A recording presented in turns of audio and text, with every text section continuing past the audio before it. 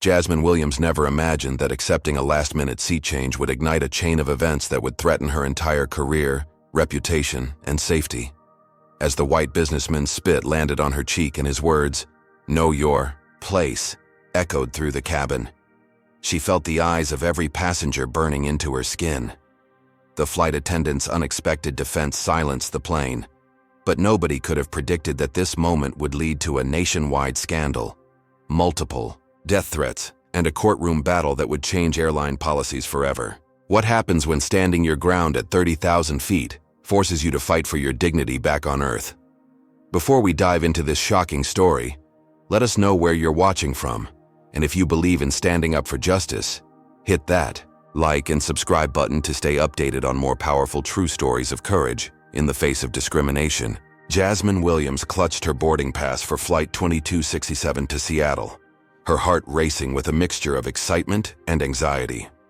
After 15 years of fighting through systemic barriers, endless microaggressions, and outright discrimination, she was finally heading to an interview that could change everything. Horizon Aerospace, one of the industry's most prestigious companies, had specifically sought her out for a senior engineering position that had never before been held by a black woman.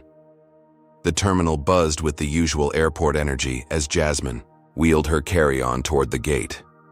Her mind drifted to the countless obstacles she'd overcome just to reach this point. The high school guidance counselor who suggested she try nursing instead of engineering because math might be too difficult. The college professor who seemed surprised whenever she aced his exams.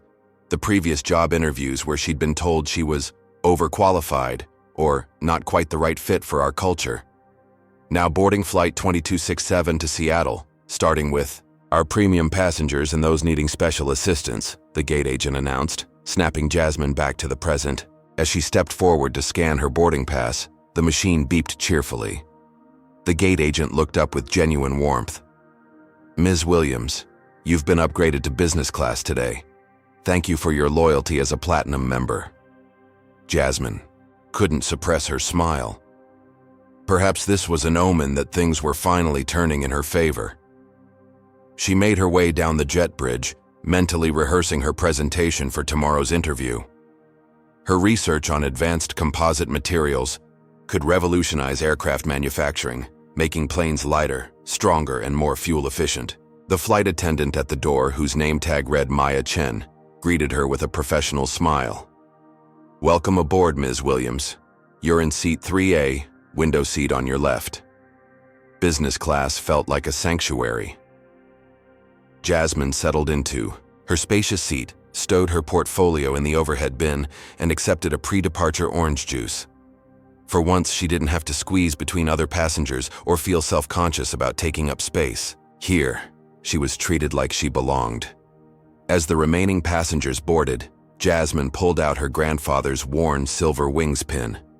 Harold Williams had been one of the famed Tuskegee Airmen, breaking barriers in the sky when much of America still enforced segregation on the ground. "The sky doesn't care about your color, Jazzy," he used to tell her, "only how well you understand its language." She always carried his pin for important occasions, a reminder that she came from a lineage of pioneers. The captain's voice crackled over the intercom, welcoming passengers and announcing a flight time of 3 hours and 20 minutes to Seattle. Just as the safety demonstration began, Jasmine's phone buzzed with a new email. She glanced down, expecting a last-minute document request from Horizon's HR department. Instead, she nearly dropped her phone in surprise. The message was from Elizabeth Carter, CEO of Horizon Aerospace herself. "Ms. Williams, I've personally reviewed your research and am deeply impressed. Your approach to composite materials is exactly the innovative thinking Horizon needs to maintain our competitive edge. I've rearranged my schedule to join your interview tomorrow. Looking forward to discussing how we can bring your vision to life. Safe travels." Jasmine read the message 3 times, hardly daring to believe it. The CEO herself. This wasn't just a courtesy interview or diversity initiative. They genuinely valued her work. The flight took off smoothly, climbing steadily into the clear, blue sky. Jasmine ordered a sparkling water and opened her laptop to review her presentation one last time. Everything had to be perfect. This wasn't just about her career. It was about opening doors for countless other black women in aerospace. About 45 minutes into the flight, the plane hit unexpected turbulence. The aircraft shuddered and dipped sharply, causing drinks to spill and overhead bins to rattle ominously. Jasmine gripped her armrests, trying to keep her breathing steady. The fasten seatbelt sign pinged on immediately, and Maya moved efficiently through the cabin, checking on passengers and securing loose items. "Ladies and gentlemen," the captain's voice came through, slightly tense. "We've hit some unexpected, rough air.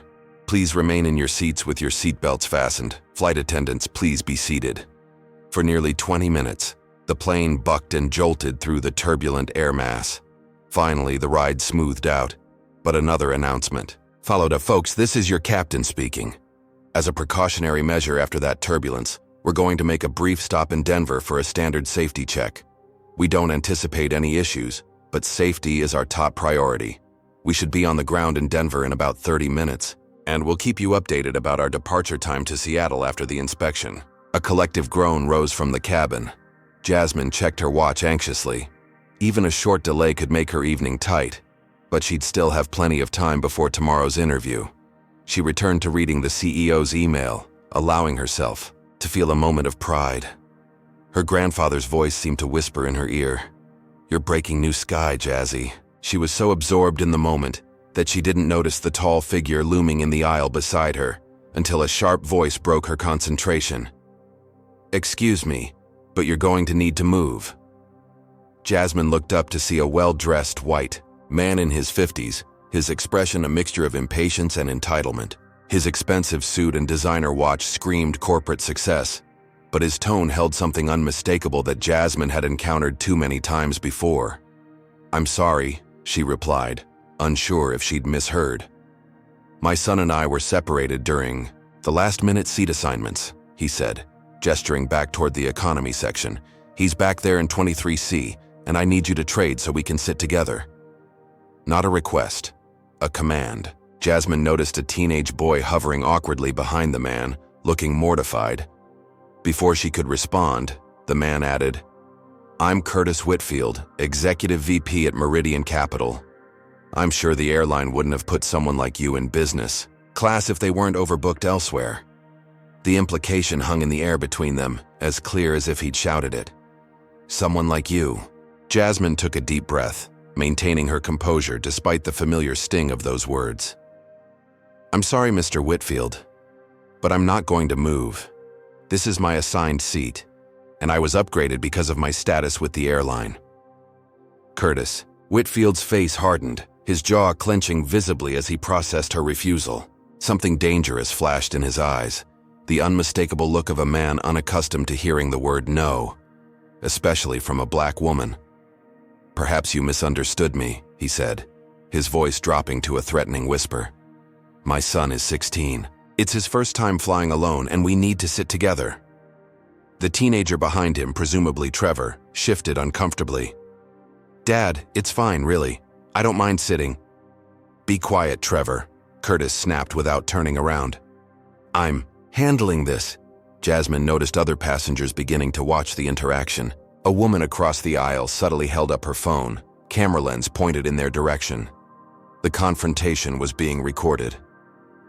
"Sir," Jasmine said firmly, "I understand your concern, but I have an important business meeting in Seattle that I'm preparing for. I was assigned this seat and I'm not obligated to give it up." Curtis's nostrils flared. "Do you have any idea who I am?" His voice rose sharply, drawing more attention. "I spend over $50,000 a year flying with this airline. I can't imagine how you ended up in business class, but it was clearly a mistake. Someone must have felt sorry for you. Have you ever been in a situation where a person's true character is revealed in a moment of pressure? What would you do if you were in Jasmine's position? Comment, stand firm if you believe she should hold her ground, or move seats if you think she should avoid conflict.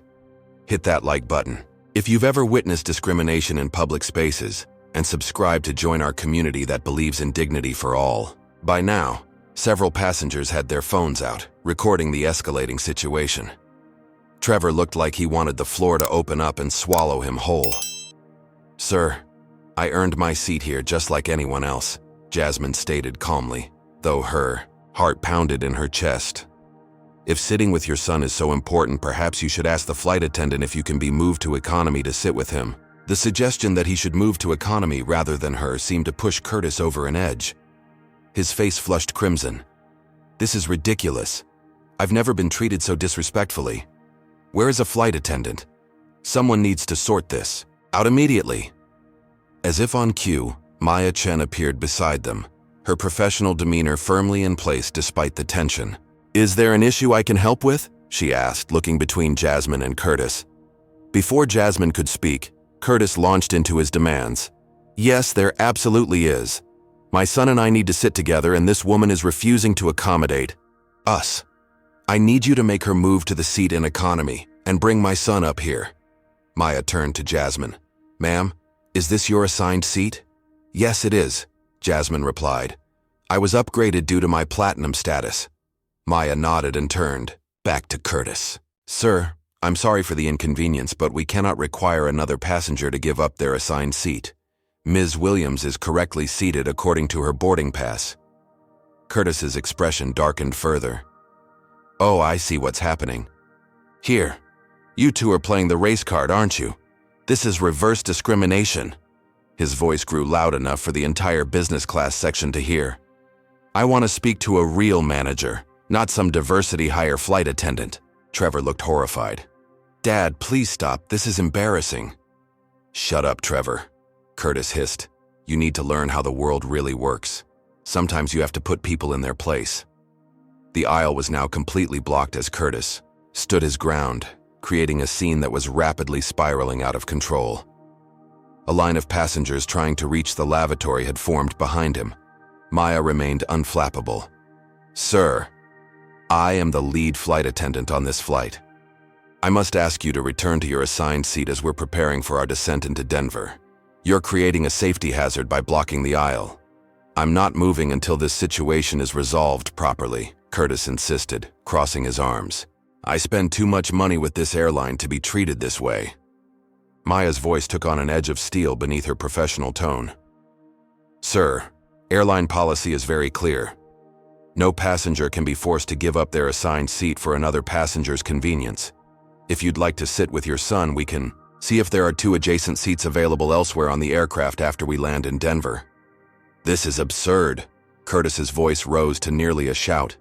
Do you know how many business deals I've closed that keep this airline in business? Meanwhile, you're prioritizing someone who probably used some minority scholarship program to get an upgrade. Gasps erupted from several nearby passengers. One elderly woman muttered audibly, "How dare he?" Jasmine sat perfectly still, years of experience having taught her that displaying any emotion, especially anger, no matter how justified, would only play into harmful stereotypes. But inside, she was shaking with fury and humiliation.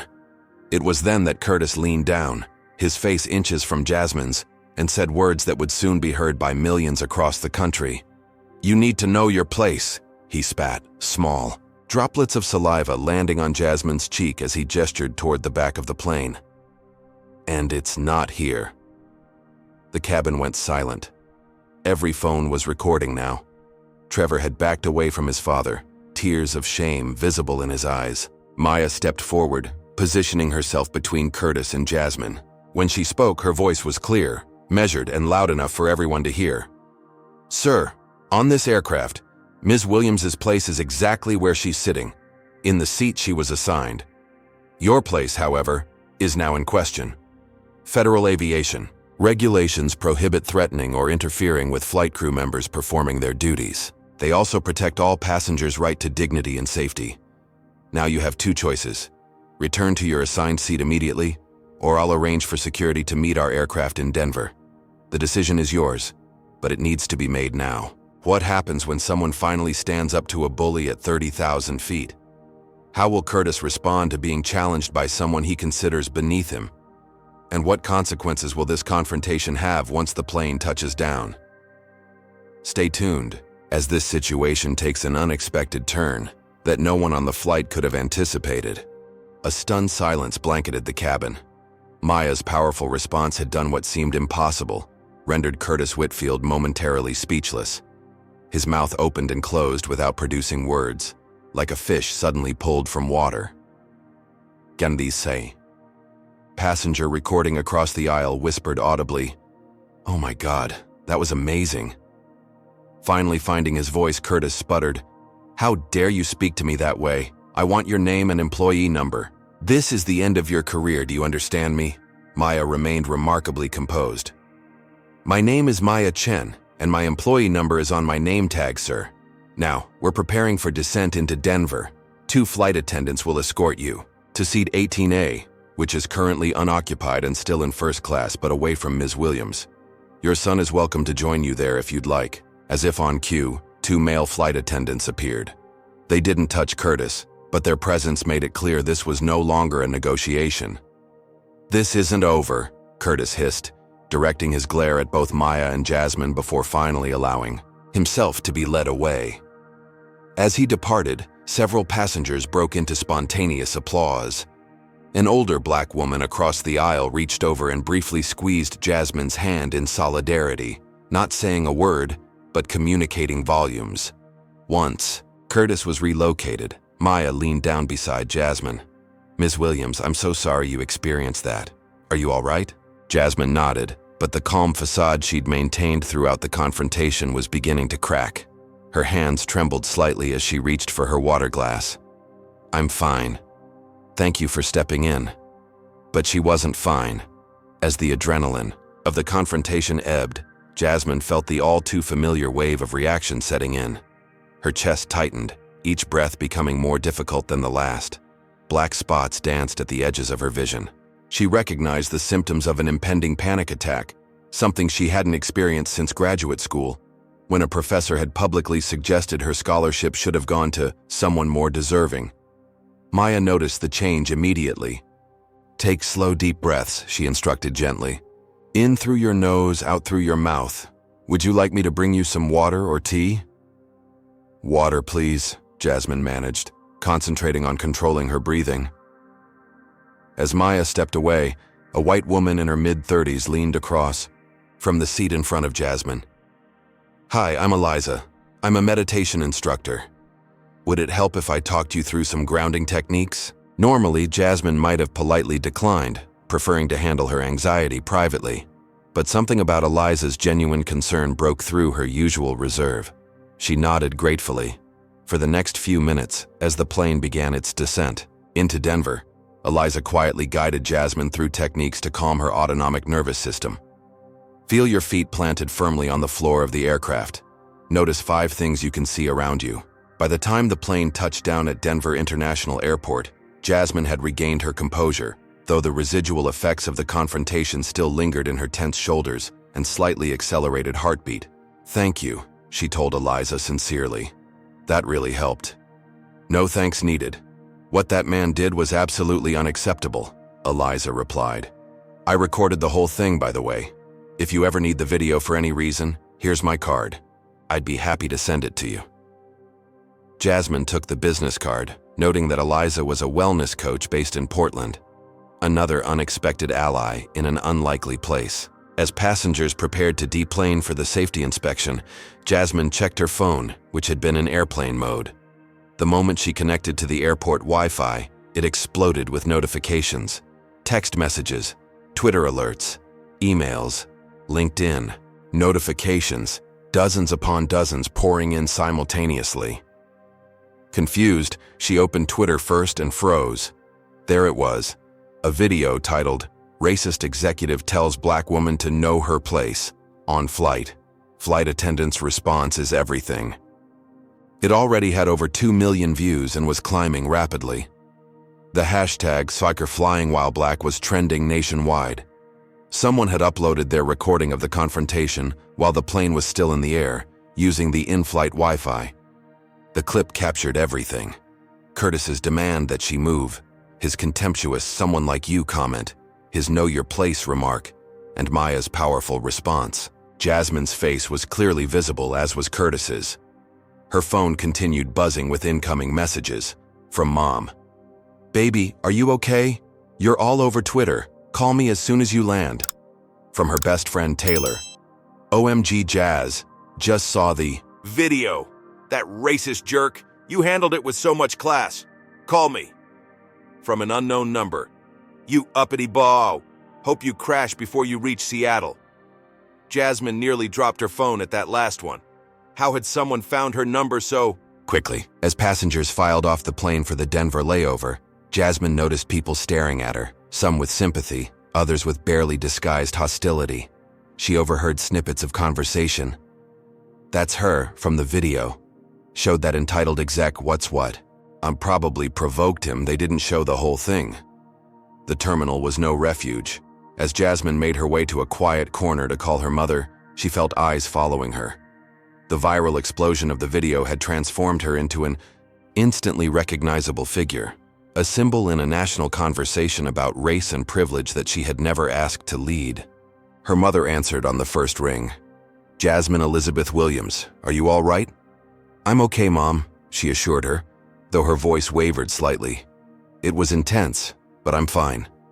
Your father is ready to fly out there right now, her mother said, and Jasmine could hear her father's deep voice in the background asking for the phone. Put him on speaker, Jasmine requested. Baby girl, her father's voice came through, solid and reassuring as always. You need us to come out there? Just say the word. No, Dad. I need to handle this myself, Jasmine replied, drawing strength from their concern. My interview at Horizon is too important. More important than your safety? Her mother questioned. That video is everywhere, Jasmine. And you know how these things can get ugly. As if confirming her mother's fears, Jasmine's phone pinged with another notification. An email from an address she didn't recognize with the subject line, Attention-seeking Black BWS gets what's coming. She closed the email without opening it. I'll be careful, I promise. But this interview is everything I've been working toward. I can't turn back now. After reassuring her parents further and promising to check in regularly, Jasmine ended the call. As she looked up, she noticed a crowd gathering near one of the terminal's large TV screens. Approaching cautiously, she realized with a jolt that she was watching herself on national news. The chyron at the bottom of the screen read, Airline Racism Controversy. Video of confrontation goes viral. The news anchor was speaking. Confrontation that has ignited fierce debate online. The incident aboard Flight 2267 has been viewed over 5 million times in just the past hour. Jasmine backed away from the crowd, pulling her jacket hood up in a futile attempt at anonymity. She needed to find somewhere quiet to process what was happening and prepare for the next leg of the journey to Seattle. As she turned, she nearly collided with a large man in a security uniform. 2 more security officers flanked him. Ms. Williams? He asked, though it was clear he already knew who she was. I'm Officer Ramirez with Airport Security. Would you please come with us? There's been an incident. What kind of incident? Jasmine asked, her heart rate accelerating again. Mr. Whitfield has made some allegations that we need to discuss, Officer Ramirez explained, his expression giving nothing away. It's better if we talk privately. With a sinking feeling, Jasmine followed the security team, acutely aware of the stares and whispers that tracked her progress across the terminal. What had begun as a routine flight to a job interview had spiraled into something far beyond her control. The video was spreading across the internet like wildfire, and she was caught in the center of a storm that showed no signs of abating. As they approached a door marked Airport Security, Jasmine spotted Curtis Whitfield standing just inside, a satisfied smirk playing at the corners of his mouth. Whatever allegations he had made, he clearly believed they would work in his favor. The door closed behind her with a heavy click, and Jasmine found herself wondering if she would make it to Seattle at all, let alone to her career-defining interview tomorrow morning. Inside the small conference room, Curtis Whitfield sat with the confident posture of a man who expected the system to work in his favor, as it always had. Beside him stood Trevor, his son, looking miserable and avoiding eye contact with everyone. Officer Ramirez gestured for Jasmine to take a seat across from them. Ms. Williams, Mr. Whitfield has made a serious allegation. He claims you verbally threatened his son prior to the recorded incident on the aircraft. Jasmine's jaw dropped. That's completely false. I never spoke to his son at all. I didn't even know they were related until Mr. Whitfield approached my seat. Curtis leaned forward, his expression a practiced mask of concern. My son was terrified. He tried to politely ask about switching seats before I got involved, and this woman told him to, and I quote, "Get his privileged white ass back to where he belongs." "That never happened," Jasmine protested, looking at Trevor, whose gaze remained fixed on the floor. "Officer Ramirez, there were dozens of witnesses on that flight. No one heard me say anything like that because it never occurred." Curtis shook his head with exaggerated sadness. "This is exactly the kind of race baiting behavior that's tearing our country apart. My family and I have been subjected to a virtual lynch mob on social media because of a deceptively edited video. And now..." "Dad, stop." Trevor's quiet voice cut through his father's performance. The room fell silent as the teenager finally looked up, his face flushed with shame. "She never said anything to me. We never spoke at all before you went up to her seat. I was waiting in the back like you told me to." Curtis's face hardened. "Trevor, you're confused. Remember what she said to you when..." "I'm not confused," Trevor interrupted, his voice stronger now. "I'm tired of lying for you.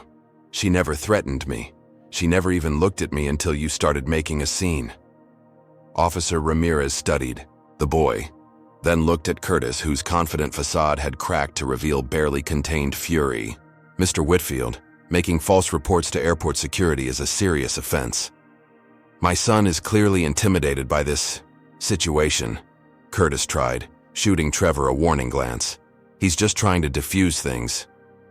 "Actually," came a new voice from the doorway, "we have reviewed the aircraft's security footage, which includes audio recording in the business class cabin." Maya Chen stood there, accompanied by a man in a pilot's uniform who introduced himself as Captain Rodriguez. "The footage confirms that Ms. Williams never interacted with the younger Mr. Whitfield prior to the recorded incident," Captain Rodriguez stated.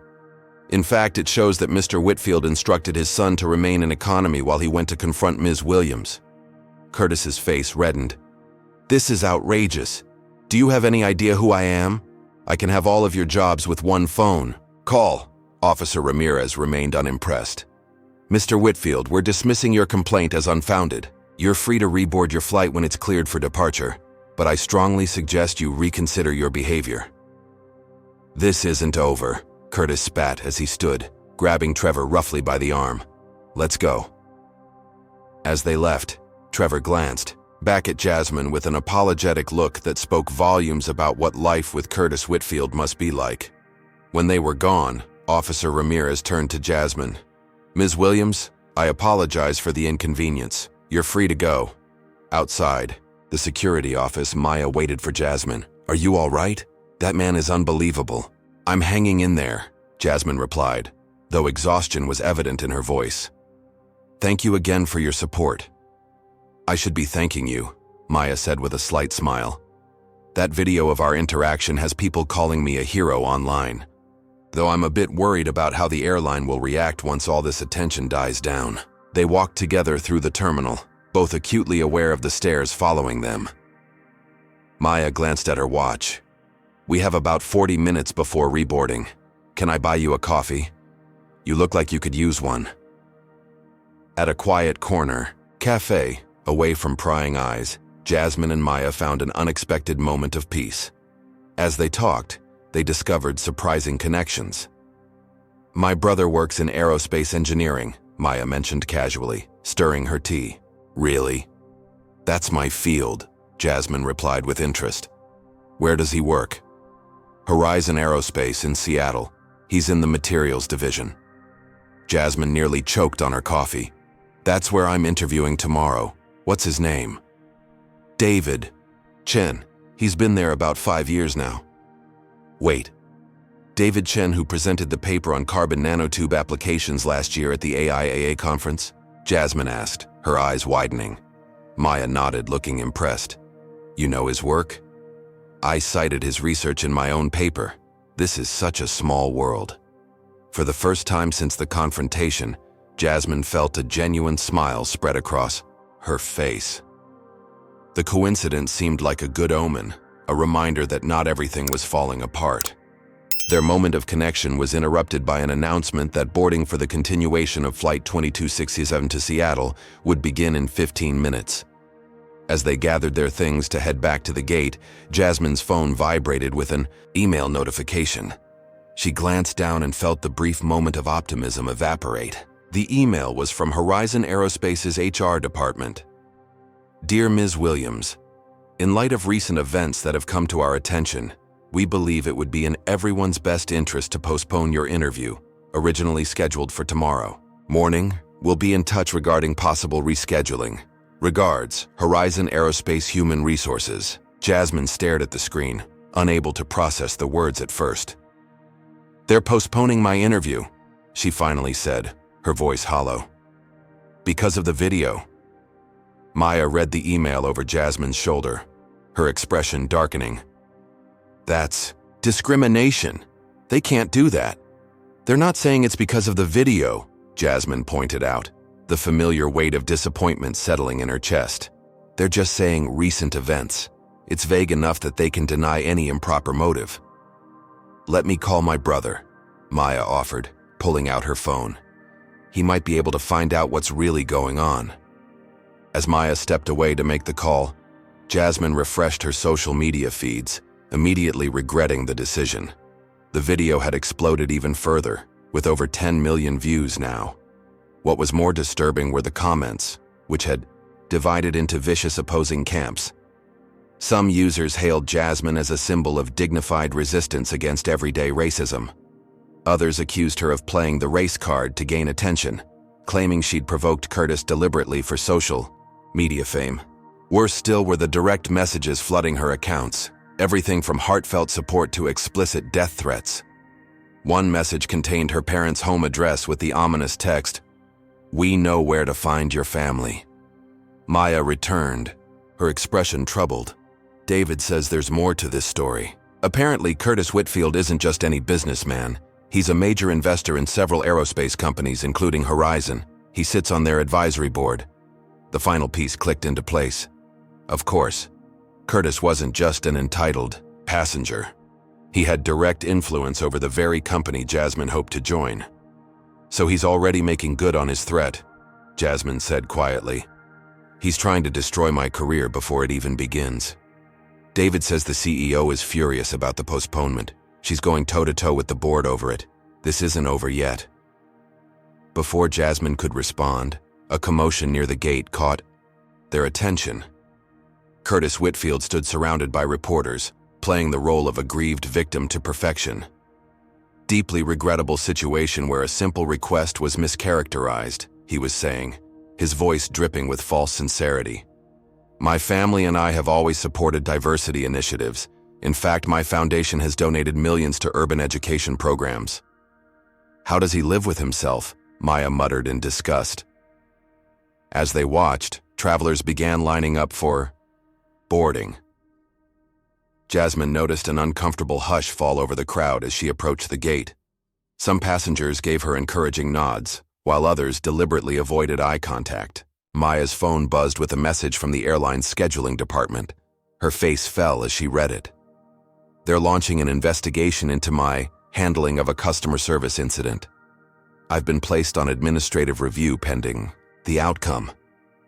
That's not right, Jasmine protested. You were just doing your job. Welcome to corporate America, Maya replied with a resigned shrug.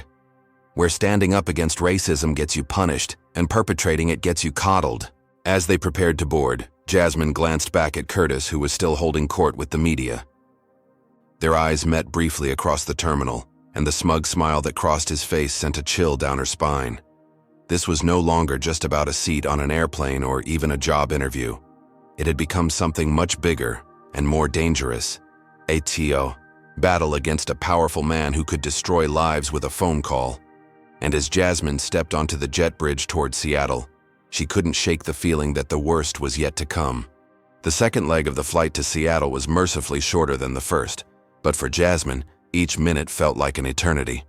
The business class cabin had transformed from a sanctuary into a fishbowl. Passengers openly stared, whispered, behind cupped hands, or pretended with obvious effort not to notice her. A few snapped furtive photos when they thought she wasn't looking. Curtis Whitfield had been reseated at the very front of the cabin, as far from Jasmine as possible. She could see only the back of his head, but his aggressive phone conversation was audible even over the engine noise. "I don't care what it takes," he barked into his device. "This needs to be handled immediately.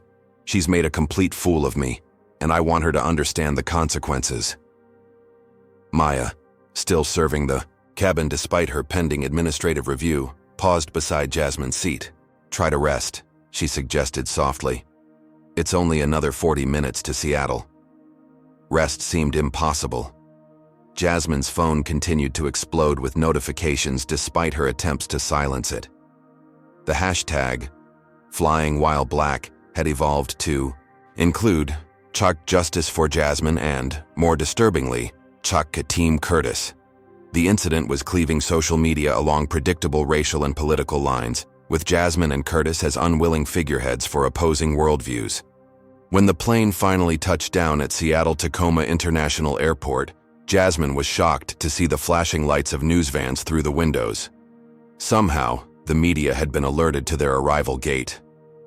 "This can't be happening," she whispered, shrinking into her seat as the plane taxied to the gate. Captain Rodriguez emerged from the cockpit, stopping at her row. "Ms. Williams, airport security has arranged for you to deplane first and exit through a service area to avoid the media if you prefer." His kindness nearly brought tears to her eyes. "Thank you. That would be helpful." As she gathered her belongings, Curtis shouldered past toward the exit, deliberately bumping her arm. "Enjoy your 15 minutes, he muttered. "It'll be over soon." The promised security escort arrived, and Jasmine was quickly guided through employee corridors to avoid the main terminal. Even so, she caught glimpses of reporters interviewing passengers from her flight, and Curtis holding an impromptu press conference, gesturing dramatically as cameras flashed around him. Once safely in a taxi, Jasmine called her hotel to confirm her reservation. The conversation left her stunned. "I'm sorry, Ms. Williams, but your reservation was canceled approximately 2 hours ago," the front desk clerk informed her. "Canceled? By whom? I certainly didn't cancel it." "The notes indicate the cancellation came from your company, Horizon Aerospace. Would you like to rebook? I should warn you, we're completely full tonight due to a technology conference." Have you ever had someone powerful try to derail your success out of pure spite? What lengths would you go to if someone was systematically trying to dismantle your dream? Type "fight back" in the comments if you believe Jasmine should stand her ground, or walk away if you think the cost is becoming too high. Don't forget to hit like and subscribe if you believe everyone deserves a fair chance, regardless of their background. After calling 6 other hotels with the same result, all fully booked, Jasmine sat on a bench outside the airport, fighting back tears of frustration. Curtis had clearly called ahead to his business contacts in Seattle. He was making good on his promise to teach her a lesson. Her phone rang with an unknown local number. Hesitantly, she answered. "Jasmine, this is Maya Chen. How are you holding up?" "Not great," Jasmine admitted. "Someone canceled my hotel reservation, and there's not a room available anywhere in the city." "That's why I'm calling," Maya said. "My cousin Lee lives in Seattle. She has a spare room and would be happy to let you stay there tonight. I told her what happened, and she's outraged on your behalf." Once again, an unexpected ally had appeared just when Jasmine needed one most. She accepted gratefully, jotting down the address Maya provided. Lee Chen turned out to be a software engineer with a cozy apartment in the Capitol Hill neighborhood. She welcomed Jasmine with genuine warmth. "Any friend of Maya's is welcome here," Lee said, showing her to a small but comfortable guest room. "And anyone who stands up to entitled jerks like that guy on the plane is my personal hero." For a brief moment, Jasmine allowed herself to relax. She had a safe place to stay. Her interview materials were intact, and despite the postponement email, she was determined to appear at Horizon Aerospace tomorrow as originally scheduled. Perhaps she could salvage this situation after all. That fragile optimism shattered when she opened her laptop to check her email. Her inbox had been flooded with hundreds of messages from strangers. "You go, girl. Don't let them push you around. Attention-seeking race baiter. Go back to where you came from. I've shared your story with my daughters as an example of standing up for yourself. I know where you live. Sleep tight. The messages ranged from heartfelt support to vicious threats with little middle ground. More disturbing still were the emails from aerospace industry contacts, people she'd networked with over years, who were suddenly too busy to recommend her for positions or collaborate on projects. Curtis Whitfield's influence was expansive, and he was wielding it like a weapon. Lee appeared in the doorway with a mug of tea. "You okay? You look pale." Jasmine closed her laptop. "Just dealing with the aftermath of today." "It's everywhere," Lee confirmed, sitting beside her. "You're trending on every platform. Team Jasmine versus Team Curtis. People are taking sides without knowing the full story." "And what's your take?" Jasmine asked, suddenly curious about this stranger who had opened her home. Lee smiled sadly. "As an Asian woman in tech, I've experienced my share of know-your-place moments. Never quite that publicly, but I get it. The constant battle to be taken seriously. The suspicion that you only got opportunities because of diversity initiatives, not your talents." Jasmine nodded, feeling understood in a way only another woman of color in a white-dominated industry could understand. A notification chimed on Lee's phone. She glanced down, then let out a small gasp. "Oh no." "What is it?" Jasmine asked. Lee hesitated, then turned her phone screen toward Jasmine. It showed a breaking news alert from a conservative outlet. Exclusive.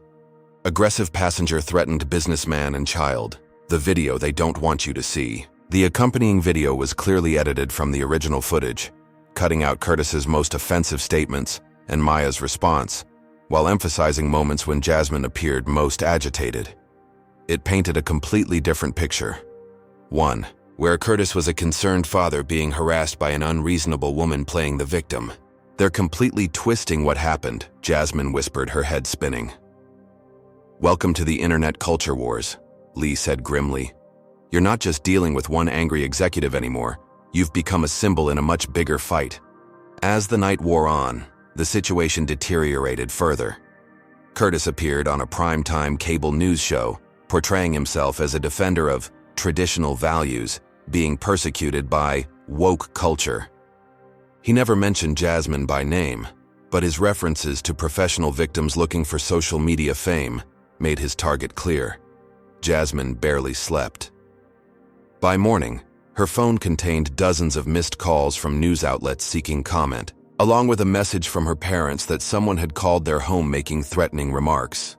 The universe had one final blow to deliver.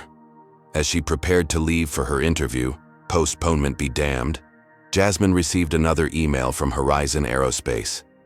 "Dear Ms. Williams, we regret to inform you that the position you were being considered for has been filled internally. We appreciate your interest in Horizon Aerospace and wish you success in your future endeavors."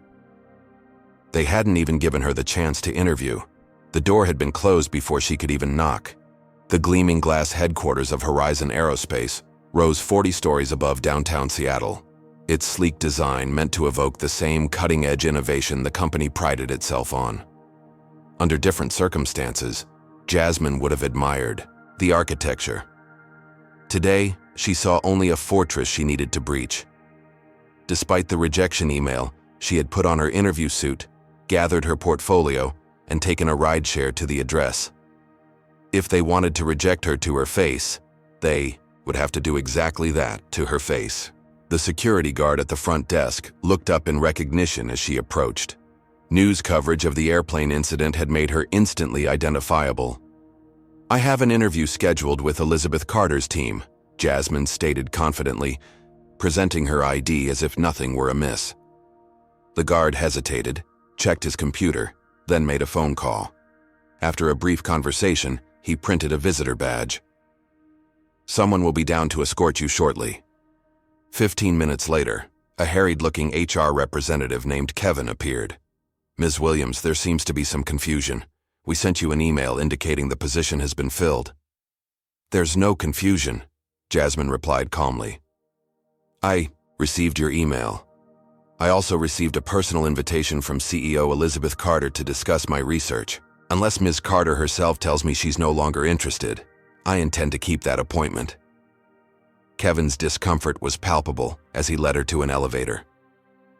The ride to the executive floor passed in awkward silence. The conference room Kevin deposited her in had a spectacular view of Puget Sound, but Jasmine was more interested in the people filing in. Instead of the technical team she had expected to meet, she found herself facing 3 executives in expensive suits, all wearing identical expressions of corporate caution. "Ms. Williams," began the oldest of the 3, "I'm James Henderson, Chief Operating Officer. This is Patricia Huang, our General Counsel, and Richard Blackwell, VP of Human Resources. We appreciate you coming in today, but as our email indicated—" "Where is Elizabeth Carter?" Jasmine interrupted. "She personally invited me to discuss my research on advanced composite materials." The executives exchanged glances. Patricia Huang cleared her throat. "Ms. Carter is unavailable at the moment. Given the situation that has developed, we felt it would be best to handle this meeting." "What situation exactly?" Jasmine asked, though she knew perfectly well what they meant. Richard Blackwell shifted uncomfortably. "Ms. Williams, surely you understand that Horizon Aerospace must remain neutral in any public controversies. The social media situation involving you and Mr. Whitfield has created a complex dynamic." "A complex dynamic," Jasmine repeated flatly. "Is that corporate speak for Curtis Whitfield threatened to pull his investments if you hired me?" "Patricia." Huang's slight wince told Jasmine her guess had hit the mark. "We believe it would be in everyone's best interest to postpone any potential employment discussions until this situation has resolved itself," Henderson stated diplomatically. Jasmine took a deep breath. This was the moment where they expected her to accept defeat gracefully, to understand that the system was simply too powerful to fight. Instead, she opened her portfolio and removed her presentation materials.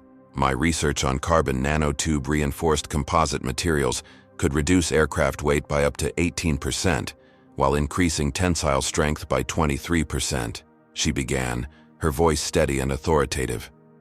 "The manufacturing process I've developed reduces production costs by nearly 30% compared to current methods." She turned to the whiteboard and began diagramming the molecular structure, continuing her presentation as if she hadn't been interrupted. For the next 12 minutes, she delivered a masterclass in materials science, answering technical questions that Henderson reluctantly began asking despite himself. By the time she finished, even Patricia Huang was taking notes. Richard Blackwell looked openly impressed. "Your research is certainly compelling," Henderson admitted, "under different circumstances." The door opened abruptly, and Elizabeth Carter herself strode in. The CEO was a formidable woman in her 60s, with steel gray hair cut in a sharp bob, and an energy that immediately commanded the room. "I apologize for my tardiness," she announced, though her tone suggested she wasn't sorry at all. Bored. Meeting ran long. She extended her hand to Jasmine. "Dr. Williams, I've been looking forward to meeting you. Your paper on molecular alignment in composite curing processes was brilliant." The other executives appeared stunned by Carter's arrival. Henderson recovered first.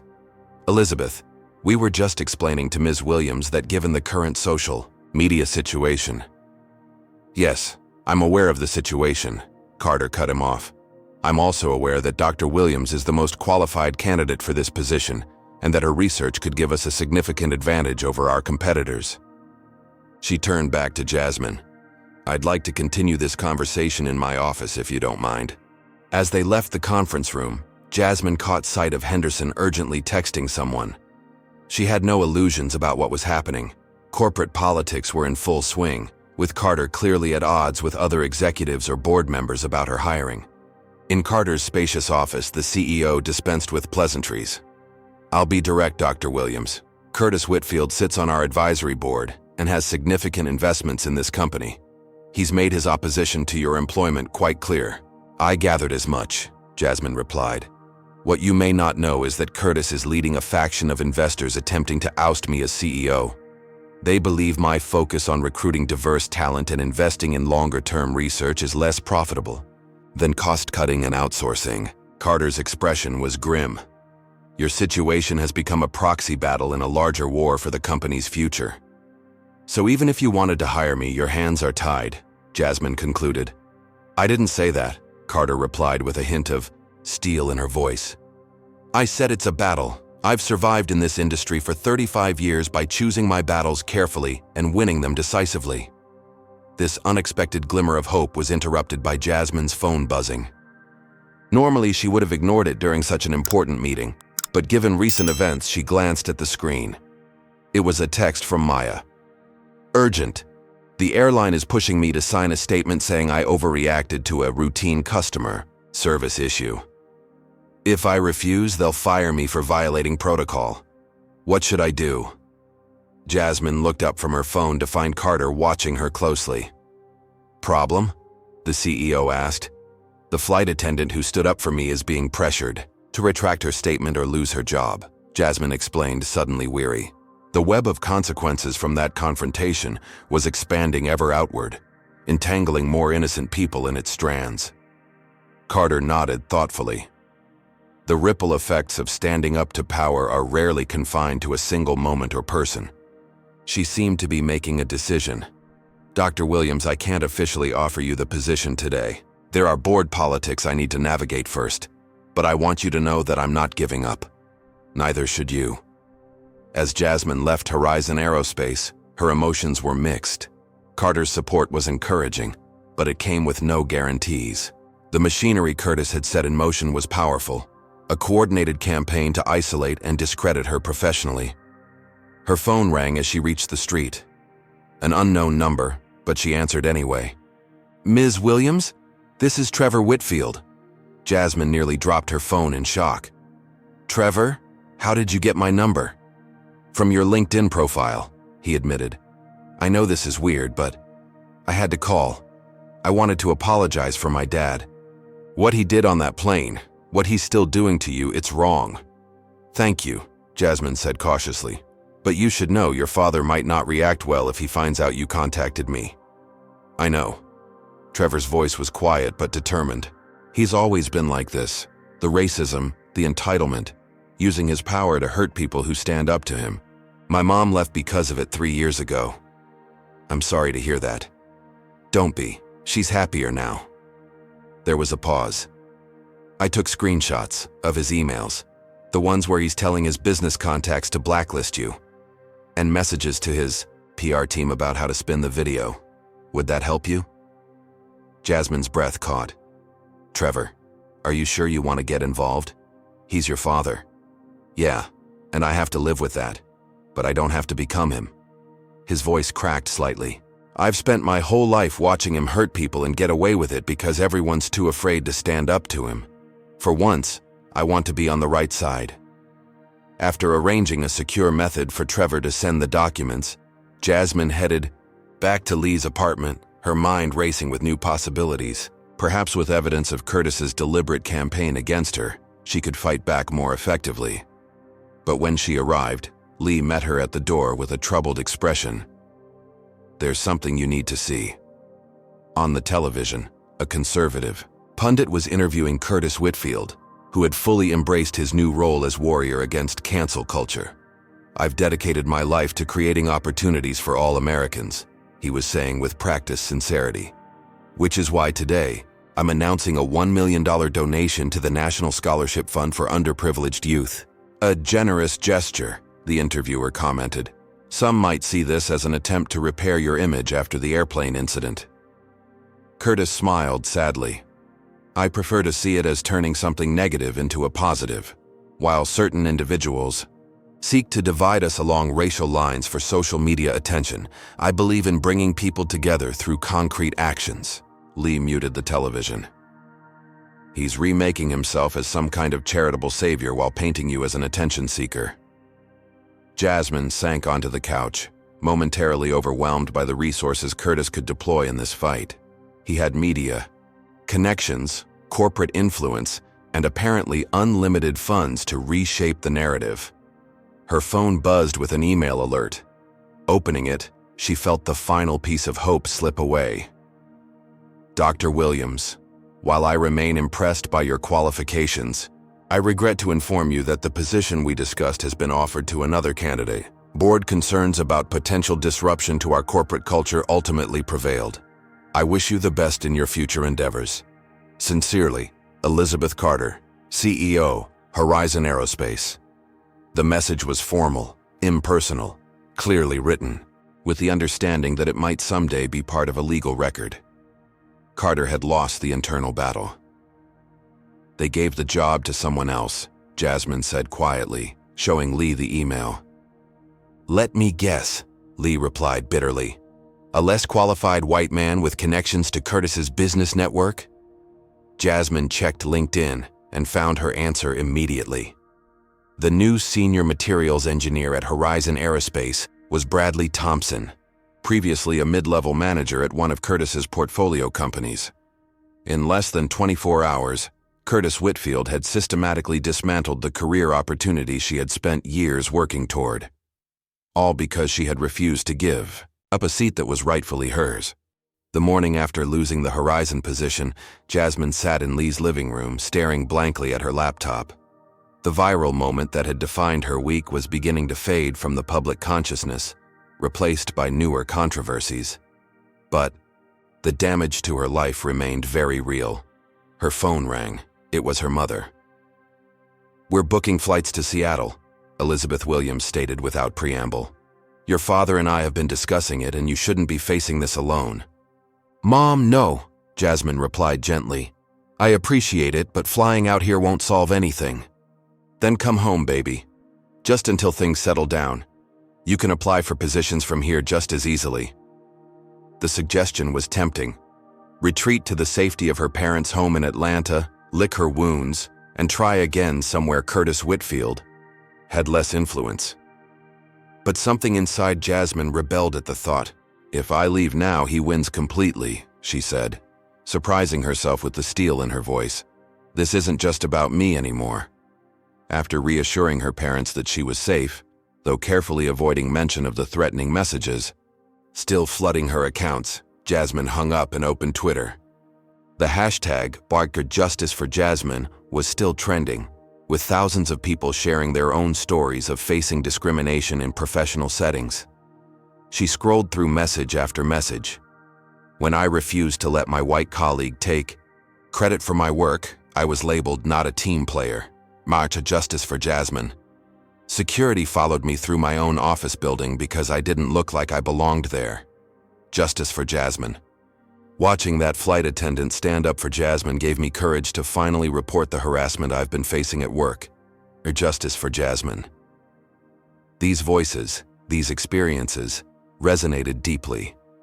People were finding strength in what had happened to her, even as she herself felt defeated.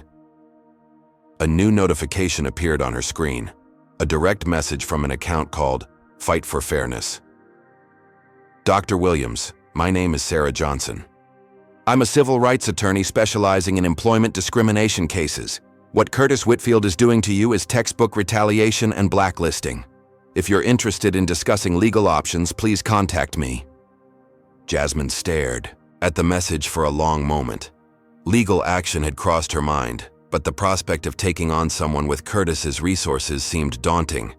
Still, what did she have to lose at this point? She clicked through to Sarah Johnson's profile and found a respected attorney with an impressive record of winning discrimination cases against powerful opponents. After a quick background check confirmed Sarah's credentials, Jasmine sent a reply, asking to set up a call. Within an hour, she was speaking with Sarah, whose no-nonsense attitude and strategic thinking were immediately apparent. Here's the situation as I see it, Sarah explained after hearing the full story.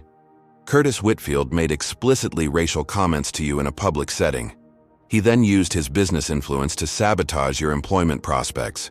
We have video evidence of the first part, and if what Trevor is offering pans out, we'll have documentation of the second. But he's got unlimited resources to fight this, Jasmine pointed out, and connections throughout the industry. True, Sarah acknowledged. But he also has vulnerabilities. His companies depend on public image and investor confidence. A well-documented lawsuit alleging racial discrimination and professional retaliation could damage both. For the first time since the confrontation, Jasmine felt a spark of hope. Perhaps there was a way to fight back after all. That spark was nearly extinguished later that afternoon when she received an email notification from a legal database she subscribed to. New filing alert, Whitfield v. Williams. Curtis had filed a defamation lawsuit against her, claiming the viral video had caused substantial damage to his personal and professional reputation, and demanding $5 million in compensatory damages. "He's suing me?" Jasmine said incredulously when she called Sarah with the news. "After everything he's done?" "It's a classic intimidation tactic," Sarah explained, sounding unsurprised. "He's trying to force you to back down by threatening financial ruin. But this actually gives us an opportunity. We can file a countersuit and use the discovery process to obtain evidence of his retaliatory actions." As Jasmine absorbed this development, another crisis erupted. Her social media feeds exploded with a press release from National Airways announcing a formal apology to Curtis Whitfield for his negative experience aboard Flight 2267. The airline was offering him free first-class travel for a year as compensation. Maya called moments later, devastated. "They suspended me without pay pending the investigation. They're saying I've violated customer service protocols by taking sides in a passenger dispute." "This is outrageous," Jasmine fumed. "You were defending me against racial harassment." "The airline doesn't see it that way, or rather, they don't want to see it that way. Curtis apparently threatened to pull his company's corporate account unless they made things right." Another innocent person, paying the price for standing beside her. The injustice of it burned in Jasmine's chest. As evening fell, an unexpected message arrived from Trevor Whitfield.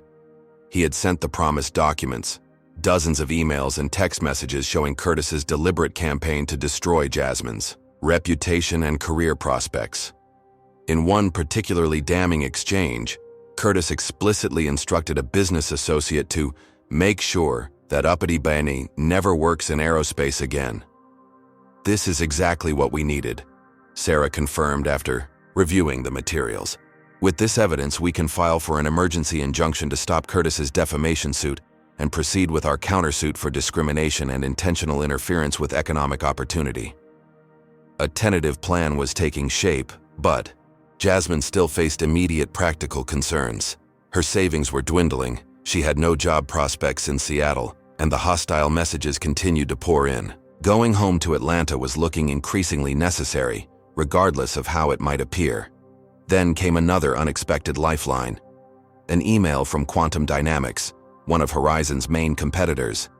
"Dr. Williams, we've been following recent events with interest and would like to discuss potential opportunities for someone with your expertise in advanced materials engineering. Our Seattle office would be honored to have you join our team." It seemed too good to be true, a perfect solution appearing just when she needed it most. But something about the timing made Jasmine suspicious. Was this a genuine offer, or was someone looking to exploit her situation for publicity? She forwarded the email to Sarah, who promised to investigate the company's motivations.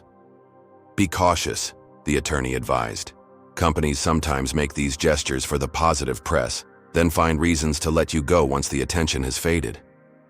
That night, as Jasmine weighed her options, a series of breaking news alerts lit up her phone. Trevor Whitfield had gone public. In a lengthy Instagram post, the teenager had detailed his father's history of racist behavior and shared some of the same documents he had provided to Jasmine. "I can no longer stay silent while my father uses his power and privilege to destroy the life of someone whose only crime was refusing to give up what was rightfully hers," Trevor wrote. "This pattern of behavior has been happening my entire life, and it's time someone finally stood up to him, even if that someone has to be his son." The post was going viral even faster than the original airplane video, with this Trevor's truth trending nationwide. Curtis Whitfield had carefully crafted an image as a benevolent businessman and philanthropist for decades.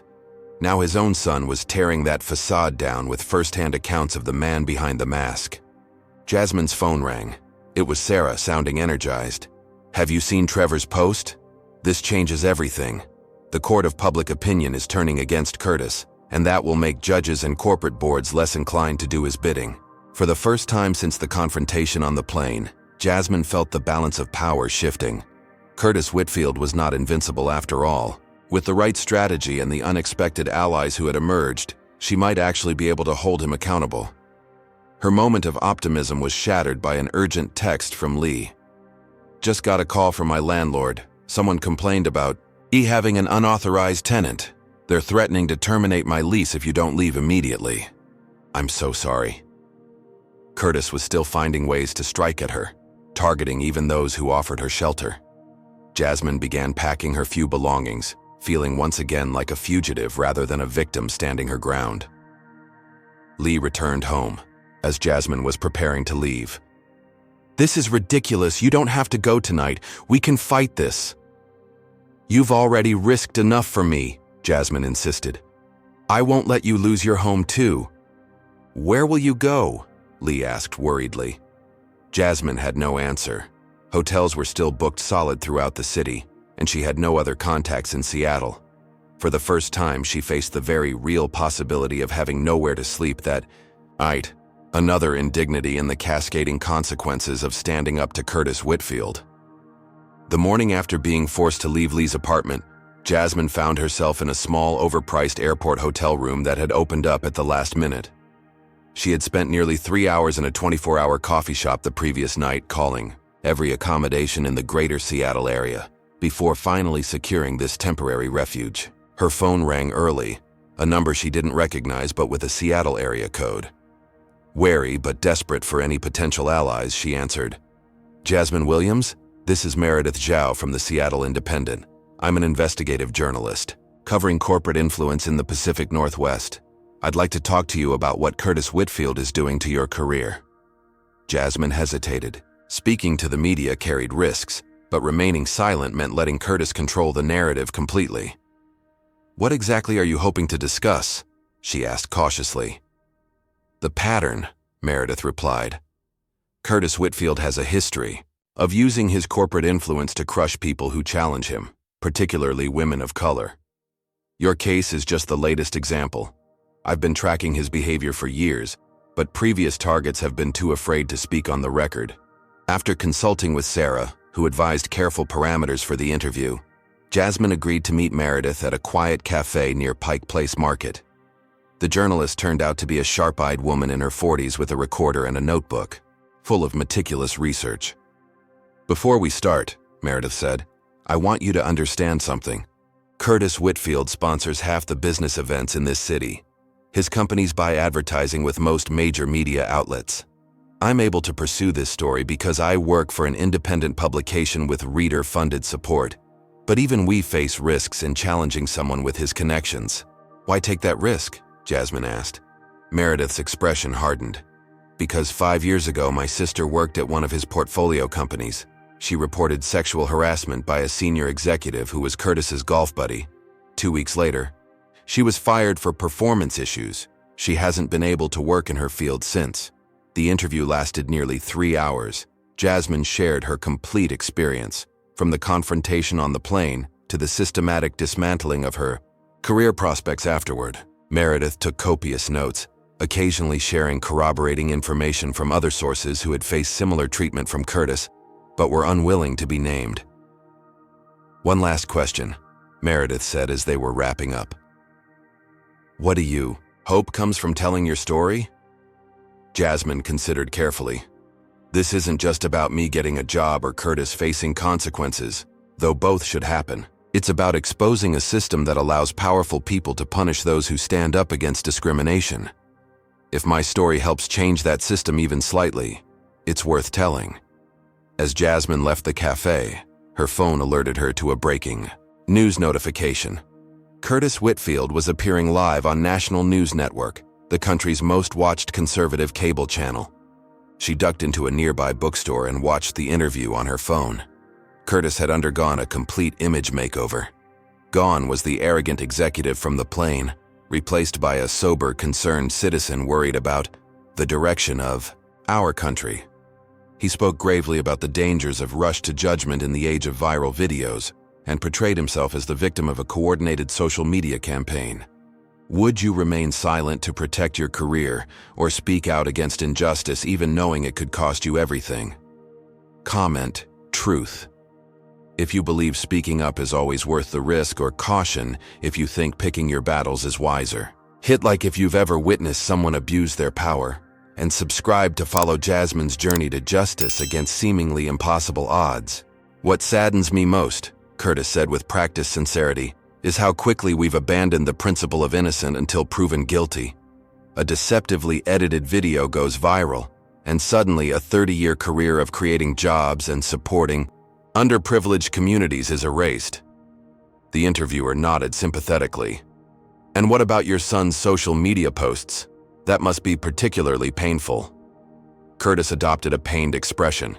Trevor is a teenager dealing with his parents' divorce. His mother has influenced his perspective. I continue to love my son and hope that with time and maturity, he'll understand the complexities of these situations better. It was a masterful performance designed to appeal to viewers who already believed that accusations of racism were generally overblown. Curtis was positioning himself as the reasonable voice of experience being attacked by oversensitive woke culture. Jasmine's phone buzzed with a text from Sarah. Turn on Social Spectrum News. Now. She quickly switched streams to the Progressive News channel, where a panel was discussing the Whitfield situation. To her shock, they were showing internal data from major social media platforms revealing that the Taunton Team Curtis hashtag was being amplified by bot networks and coordinated groups known for promoting divisive content. This is textbook manufactured outrage, a digital forensics expert was explaining. The same patterns we've seen in political influence campaigns are being deployed to shape public opinion about a private dispute. Someone is investing significant resources to control this narrative. The revelation that Curtis was potentially using professional manipulation tactics to boost his support online was both disturbing and strangely validating. She wasn't merely facing one powerful man, but a sophisticated PR machine designed to protect the privileged from accountability. Back at her hotel, Jasmine found an email from Quantum Dynamics, the company that had offered her a position. Sarah had investigated them and discovered troubling connections. Their CEO sits on 2 boards with Curtis Whitfield. This job offer is likely either a trap, they hire you, then find a reason to fire you, damaging your reputation further, or a way to interfere with potential legal action. I strongly advise against pursuing this opportunity. Another door closed. Every path forward seemed blocked by Curtis's far-reaching influence. Her phone rang again. Trevor Whitfield. My dad knows I sent you those documents, he said without preamble, his voice tight with stress. He's cutting me off financially and threatening to pull me out of school unless I post a retraction saying I was manipulated into making false statements. Trevor, I'm so sorry, Jasmine said, genuinely distressed that the teenager was facing such harsh repercussions. What will you do? Stand my ground, he replied with unexpected firmness. I've got screenshots of texts where he's threatening me now too. I'm sending them to you and that reporter you talked to. My dad thinks fear controls everyone around him because it's always worked before. It's time someone showed him he's wrong. Trevor's courage was humbling.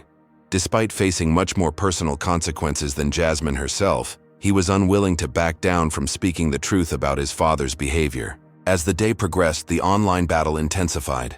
Social media companies' algorithms designed to maximize engagement promoted the most divisive and inflammatory content about the controversy. Team Jasmine and Team Curtis became proxies for broader cultural and political divisions, with users on both sides becoming increasingly hostile. Jasmine received notification that Meredith's article had been published online, titled, Pattern of Power, How Curtis Whitfield Silences Those Who Challenge Him. It meticulously documented multiple cases of retaliation against employees, business, associates, and even journalists who had dared to cross him over the years.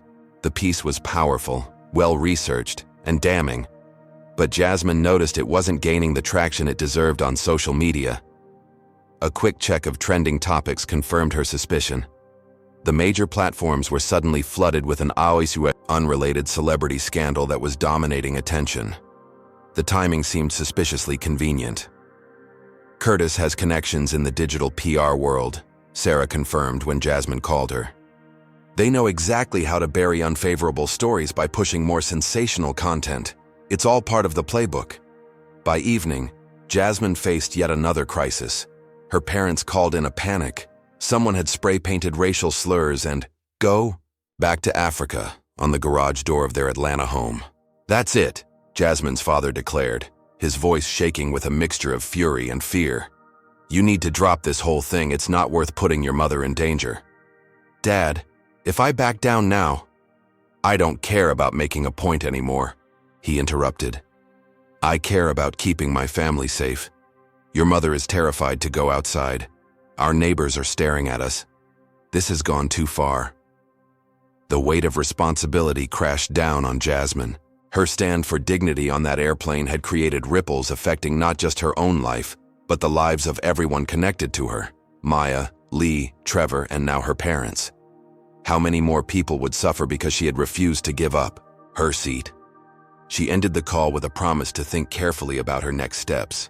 The hotel room felt suddenly claustrophobic, the walls closing in as options disappeared one by one. Her phone chimed with a new email, this one from Maya. "Thought you should know. National Airways just fired me. Official reason: failure to follow customer service protocols. Real reason: I stood up to Curtis Whitfield. I don't regret it for a second. Stay strong, Jasmine. If we stop fighting, people like him win forever." Maya had lost her career of 8 years for the crime of preventing racial harassment. The injustice of it all threatened to overwhelm Jasmine completely. She was still processing this news when Sarah called. "I just got word from my contact at the courthouse," the attorney said without preamble. "Curtis's lawsuit against you has been assigned to Judge William Peterson." "Is that good or bad?" Jasmine asked. "Bad," Sarah replied grimly. "Peterson and Curtis belong to the same exclusive country club. They've vacationed together. There's a clear conflict of interest, but Peterson has a history of refusing to recuse himself in similar situations." "Can we challenge it?" "We can. Try, but it's a long shot. The system is designed to protect people like Curtis Whitfield." Sarah paused. "But there's something else you should know. Trevor sent me more documents. Emails showing Curtis discussing you with the HR director at Horizon Aerospace before you even arrived in Seattle." "What do they say?" "They show that Curtis explicitly threatened to withdraw investments if they hired you. He referred to you as, I apologize for repeating this, another diversity hire who needs to be put in her place. It's the smoking gun proving intentional interference with your employment." For the first time, Jasmine had concrete evidence of what she had suspected all along. Curtis Whitfield hadn't just reacted poorly to their interaction on the plane. He had deliberately set out to destroy her career as punishment for standing up to him. "Can we use this in court?" she asked. "Absolutely," Sarah confirmed. "Though with Judge Peterson presiding, we'll face an uphill battle. But there's another option. These emails would be very interesting to the Securities and Exchange Commission." "The SEC, why?" "Because Curtis sits on the board of a publicly traded company, Horizon Aerospace. Using his position to force discriminatory hiring practices potentially violates several securities regulations. The SEC takes a dim view of board members who put personal vendettas above shareholder interests." A new avenue of attack had opened up, one that bypassed Curtis's network of judicial and corporate allies and appealed directly to federal regulators who might be beyond his influence. As Jasmine considered this possibility, she received a text from Lee. "Just saw Meredith's article. You need to check your email, now." Opening her inbox, Jasmine found a message from Elizabeth Carter, CEO of Horizon Aerospace. "Dr. Williams, in light of recent information that has come to my attention, I would like to speak with you privately, off the record. This is not about employment, but about a larger situation involving Curtis Whitfield that I believe you should be aware of. If you're willing to meet, please call my personal number below." It seemed the article had stirred movement within Horizon itself. Perhaps Curtis's influence wasn't as absolute as it had appeared. Just as hope began to flicker again, a final blow landed. Jasmine's phone displayed a notification from her bank's fraud prevention department. Someone had attempted to access her accounts multiple times.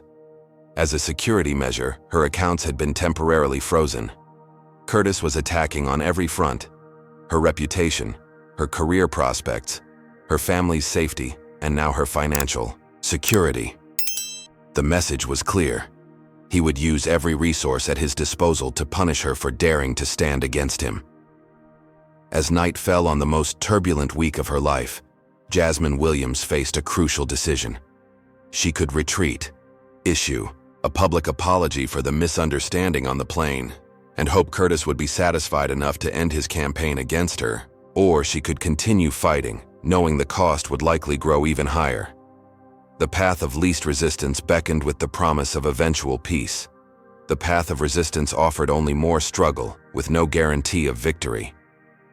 In the EOC quiet of her hotel room, Jasmine thought of Maya losing her job, of Trevor standing up to his father despite the personal cost, of her parents facing hatred on their own doorstep, all because she had refused to move from a seat that was rightfully hers.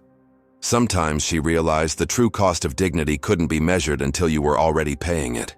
The federal courthouse in downtown Seattle stood as a monument to the promise of equal justice, its imposing marble columns and soaring dome suggesting a system above petty biases and personal connections.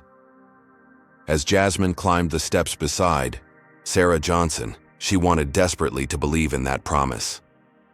"Remember," Sarah murmured, "Judge Peterson may be in Curtis's pocket, but we're creating a record for appeal. Every word said today will matter later." The initial hearing for Curtis's defamation lawsuit was scheduled for 9 a.m. Curtis had arrived early with a team of 4 attorneys from Preston, Blackwood, and Holt, one of the most expensive corporate law firms in the country. They occupied one side of the courtroom like an invading army, legal assistants arranging documents with military precision. Curtis himself sat at the center of this operation, projecting calm confidence in a perfectly tailored navy suit. When Jasmine entered, he glanced up briefly, his expression betraying nothing. Sarah's prediction about Judge Peterson proved instantly accurate. The silver-haired jurist addressed Curtis's lead attorney, Margaret Preston, with familiar warmth. "Lovely to see you again, Maggie. How's David enjoying his new boat?" "He's fishing every weekend, Your Honor," Preston replied with a smile. "He keeps threatening to retire to Alaska." When Peterson turned to Sarah, his demeanor cooled noticeably. "Ms. Johnson, I see you're representing the defendant. Let's proceed efficiently today." The hearing began with Preston outlining Curtis's defamation claim. "Your Honor, my client has suffered substantial harm to his reputation due to a deceptively edited video that went viral. Mr. Whitfield, a respected businessman and philanthropist, made a simple request for accommodation on an aircraft and was subjected to a coordinated social media campaign painting him as racially insensitive." Sarah stood to respond. "Your Honor, the video in question captures Mr. Whitfield telling my client to know her place while pointing to the back of the plane, a statement with obvious racial connotations. Moreover, we have evidence that Mr. Whitfield subsequently used his business connections to sabotage Dr. Williams's employment opportunities. We've filed a countersuit for racial discrimination and tortious interference with economic opportunity." Judge Peterson frowned. "That's a serious allegation, Ms. Johnson. Do you have evidence to support it?" "Yes, Your Honor. We have emails showing Mr. Whitfield explicitly threatening to withdraw investments from Horizon Aerospace if they hired Dr. Williams, referring to her as a diversity hire who needs to be put in her place." Preston jumped in. "Your Honor, these alleged emails have not been authenticated. We question their provenance and admissibility." "They were provided by Trevor Whitfield, the plaintiff's son," Sarah countered. "We'd like to call him as a witness today." A commotion at the back of the courtroom drew all eyes. Trevor Whitfield had entered, flanked by a woman who bore a strong resemblance to Curtis, presumably his mother and Curtis's ex-wife. Curtis half rose from his seat, his composure momentarily shattered. "What is he doing here?" he demanded of his attorneys. Judge Peterson banged his gavel. "Order. Mr. Whitfield, please control yourself." Sarah seized the opening. "Your Honor, Trevor Whitfield is prepared to testify regarding his father's statements and actions following the incident on the aircraft. including specific instructions to colleagues about sabotaging Dr. Williams' career. Additionally, we have surveillance footage from the aircraft that captures the entire interaction, not just the portions that went viral. This announcement visibly startled Curtis's legal team. They huddled in urgent conference while Preston addressed the court. "Your Honor, we were not notified of this additional evidence. We request time to review it." "It was included in our discovery disclosure last week," Sarah replied smoothly. "Page 17 of our exhibit list." Judge Peterson looked displeased but nodded. "Let's see this aircraft footage then." A court officer set up a monitor, and Sarah played the unedited security camera footage from Flight 2267. Unlike the cell phone videos that had circulated online, this footage had clear audio and showed the events from beginning to end, including Curtis instructing Trevor to stay in economy while he confronted Jasmine, Curtis's dismissive "someone like you" comment, and the full context of his "know your place" statement. The courtroom was silent as the video concluded. Even Preston looked uncomfortable. "As you can see, Your Honor," Sarah said into the stillness. There was no deceptive editing. Mr. Whitfield's statements were accurately represented in the viral video. Before Preston could respond, Maya Chen entered the courtroom, carrying a manila envelope. She nodded to Jasmine and took a seat in the back row. Sarah continued, "Additionally, Your Honor, we have evidence of Mr. Whitfield's history of similar incidents with other minority women in professional settings." "Objection," Preston rose quickly. "This is irrelevant to the current case." "It speaks directly to pattern and practice, Your Honor," Sarah countered, "and to Mr. Whitfield's claim that his words were misinterpreted or taken out of context." Judge Peterson looked torn. His connection to Curtis suggested he would favor excluding this evidence, but doing so too blatantly risked an easy appeal. "I'll allow it, but keep it brief and directly relevant, Ms. Johnson." Over the next hour, Sarah presented evidence from 3 previous incidents, all involving women of color who had experienced Curtis's wrath after challenging him in professional settings. In each case, the women had found their careers suddenly derailed, their professional reputations damaged by whisper campaigns. None had pursued legal action, fearing the consequences of challenging someone with Curtis's resources and connections. All had provided sworn affidavits for today's hearing, though none were present in person. Throughout this presentation, Curtis maintained a mask of indifference, but Jasmine noticed his jaw tightening, a vein pulsing at his temple. When Trevor was called to testify, however, Curtis's facade cracked completely. "Trevor, please tell the court what your father said about Dr. Williams after the incident on the aircraft," Sarah requested. Trevor spoke clearly, though his hands trembled slightly.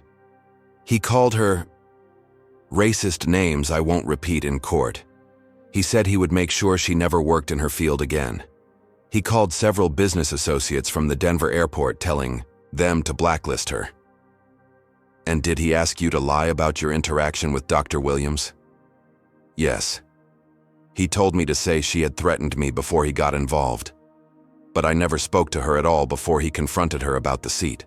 Curtis's attorney objected, claiming parent-child communications were privileged. But Judge Peterson reluctantly overruled her. Even he couldn't stretch legal precedent that far. When Preston began her cross-examination of Trevor, her approach was predictable but effective. "Isn't it true that you're estranged from your father following your parents' divorce? That you blame him for the dissolution of your family?"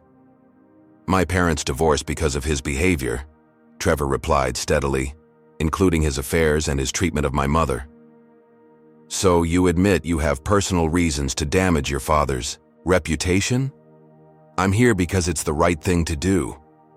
After Trevor stepped down, Maya Chen was called as a witness.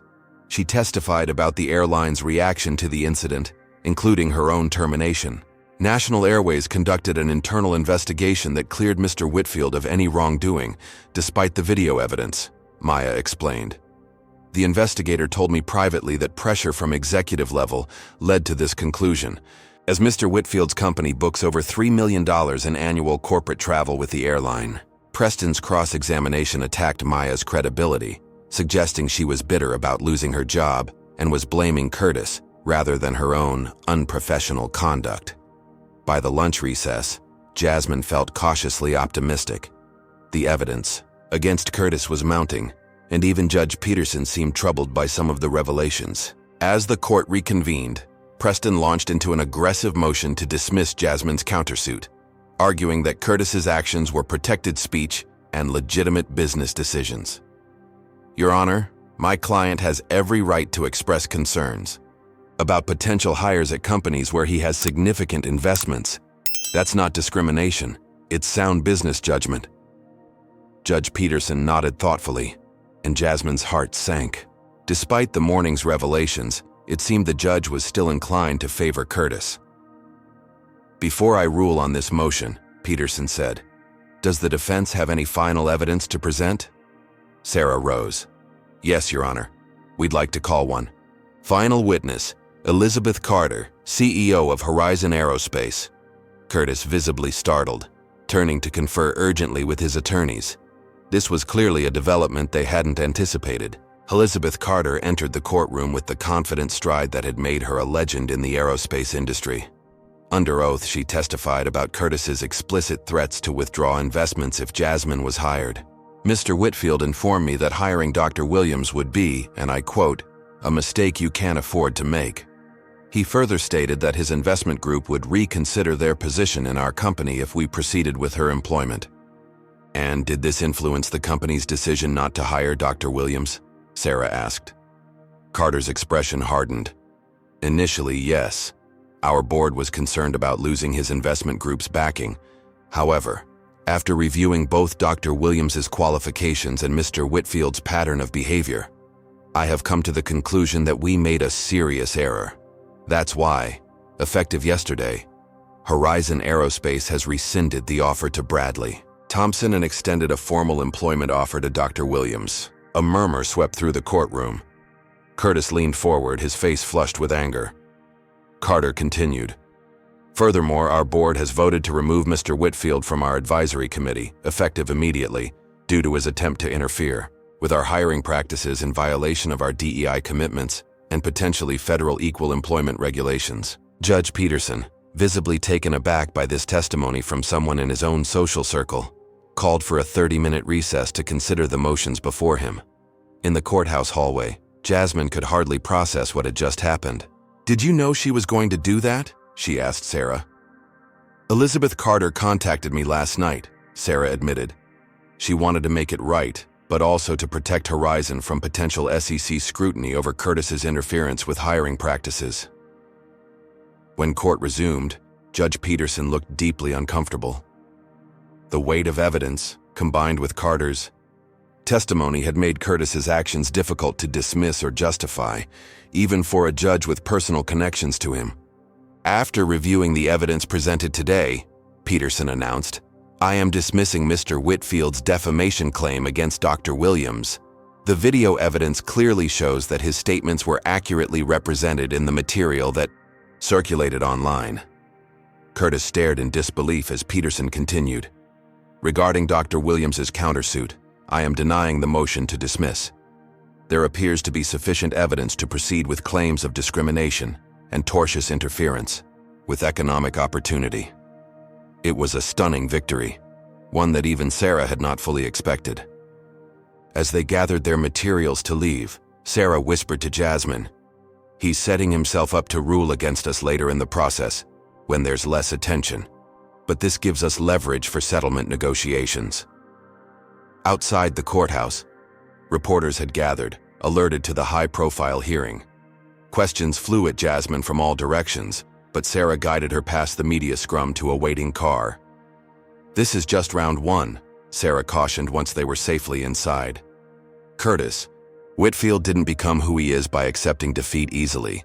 He'll regroup and attack from another angle. As if confirming her prediction, Jasmine's phone rang with a call from an unlisted number. Sarah nodded for her to answer and put it on speaker. Dr. Williams, came a smooth male voice. This is Jeffrey Blackwood, representing Mr. Whitfield. In light of today's proceedings, my client would like to offer a settlement proposal. We're listening, Sarah replied. Mr. Whitfield is prepared to offer $1 million in exchange for a confidential settlement, including a non-disclosure agreement and the withdrawal of all claims. The figure was substantial, enough to provide financial security while Jasmine rebuilt her career. But the NDA meant the truth would remain buried, allowing Curtis to continue his pattern with future victims. "And if we decline?" Sarah asked, though she clearly knew the answer. "Then Mr. Whitfield is prepared to appeal today's ruling and pursue this matter through every available legal channel. The process could take years, and as you know, legal battles of this nature can be financially draining for individuals without corporate backing." The threat was thinly veiled but unmistakable. Curtis would use his vast resources to drag out the legal process, potentially bankrupting Jasmine even if she eventually won. After ending the call, Sarah turned to Jasmine. "It's your decision. The settlement would give you financial cushion and end this nightmare. But the NDA means you couldn't speak about what happened, and Curtis's behavior would remain hidden." Jasmine stared out the car window at the Seattle skyline, weighing her options. The settlement offered immediate relief, an end to the stress and uncertainty of the past week. But accepting it meant allowing Curtis to buy her silence, to preserve his ability to harm others who stood up to him in the future. "What would you do?" she asked Sarah. The attorney considered carefully before answering. "Professionally, I should advise you to take the money. These cases are unpredictable, and Curtis has nearly unlimited resources to fight us." She paused. "Personally, I'd tell him to go to hell. But it's not my career, reputation, or financial future at stake." As the car turned onto the highway, Jasmine made her decision. The path ahead would be difficult, but some principles were worth fighting for, even at tremendous personal cost. "I'm rejecting the settlement offer," Jasmine told Sarah, her voice steady despite the magnitude of her decision. "I won't let him buy my silence." Sarah nodded, a mix of professional concern and personal respect in her expression. "I figured you'd say that. Just be prepared. Curtis is going to escalate now that he knows you won't back down." "What's our next move?" Jasmine asked as they pulled up to her hotel. "We push forward with discovery for the countersuit. We depose Curtis, request all his communications about you, and build our case methodically." Sarah gathered her files. "Meanwhile, you should focus on your new position at Horizon. Having stable employment will strengthen your position." The following morning, Jasmine received an email confirming her start date at Horizon Aerospace. The offer was even better than the original, a higher salary, relocation assistance, and a signing bonus that would help replenish her depleted savings. Elizabeth Carter had personally added a note. "Looking forward to seeing what you'll accomplish here. Some battles are worth fighting." Just as things were looking up, Curtis launched his counterattack. By midday, Jasmine's phone was flooded with notifications about a press conference where Curtis announced he was filing a formal complaint with the American Bar Association against Sarah Johnson for unethical conduct and witness tampering. "He's claiming I coerced Trevor into testifying falsely," Sarah explained when Jasmine called in alarm. "It's baseless, but it forces me to defend myself, draining resources from your case. Classic tactics." That was just the beginning. Over the next 3 days, Curtis deployed a multi-pronged strategy to regain the upper hand. First, a business news website published a profile of Jasmine that questioned her academic credentials and suggested she had a history of playing the race card to advance professionally. The piece cited anonymous former colleagues but contained no verifiable evidence. Next, Curtis's PR team launched a coordinated campaign highlighting his charitable donations to urban education initiatives, complete with carefully staged photos of him mentoring young Black students. The message was clear. Curtis Whitfield couldn't possibly be racist given his proven commitment to diversity. Then came the most damaging attack. A conservative legal foundation filed an amicus brief in support of Curtis's appeal, arguing that his comments on the plane were protected speech and that Jasmine's countersuit represented a dangerous precedent for criminalizing ordinary business decisions based on unproven allegations of discriminatory intent. The foundation's involvement elevated the case from a personal dispute to a potential precedent-setting legal battle, exactly the kind that attracted media attention and political involvement. As these events unfolded, the public narrative began shifting subtly but unmistakably. The initial outrage over Curtis's behavior was being replaced by a more nuanced discussion about rush to judgment and cancel culture. Media coverage increasingly presented the situation as a complex disagreement between two equal parties, rather than a clear case of discrimination and retaliation. Even within the aerospace industry, Curtis's influence was reasserting itself. Jasmine received a concerned call from Elizabeth Carter. "I'm still fully behind you," the CEO assured her. "But I should warn you that several board members are getting nervous.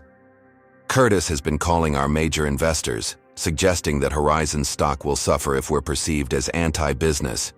He's very skilled at applying pressure without making explicit threats." "What does that mean for my position?" Jasmine asked.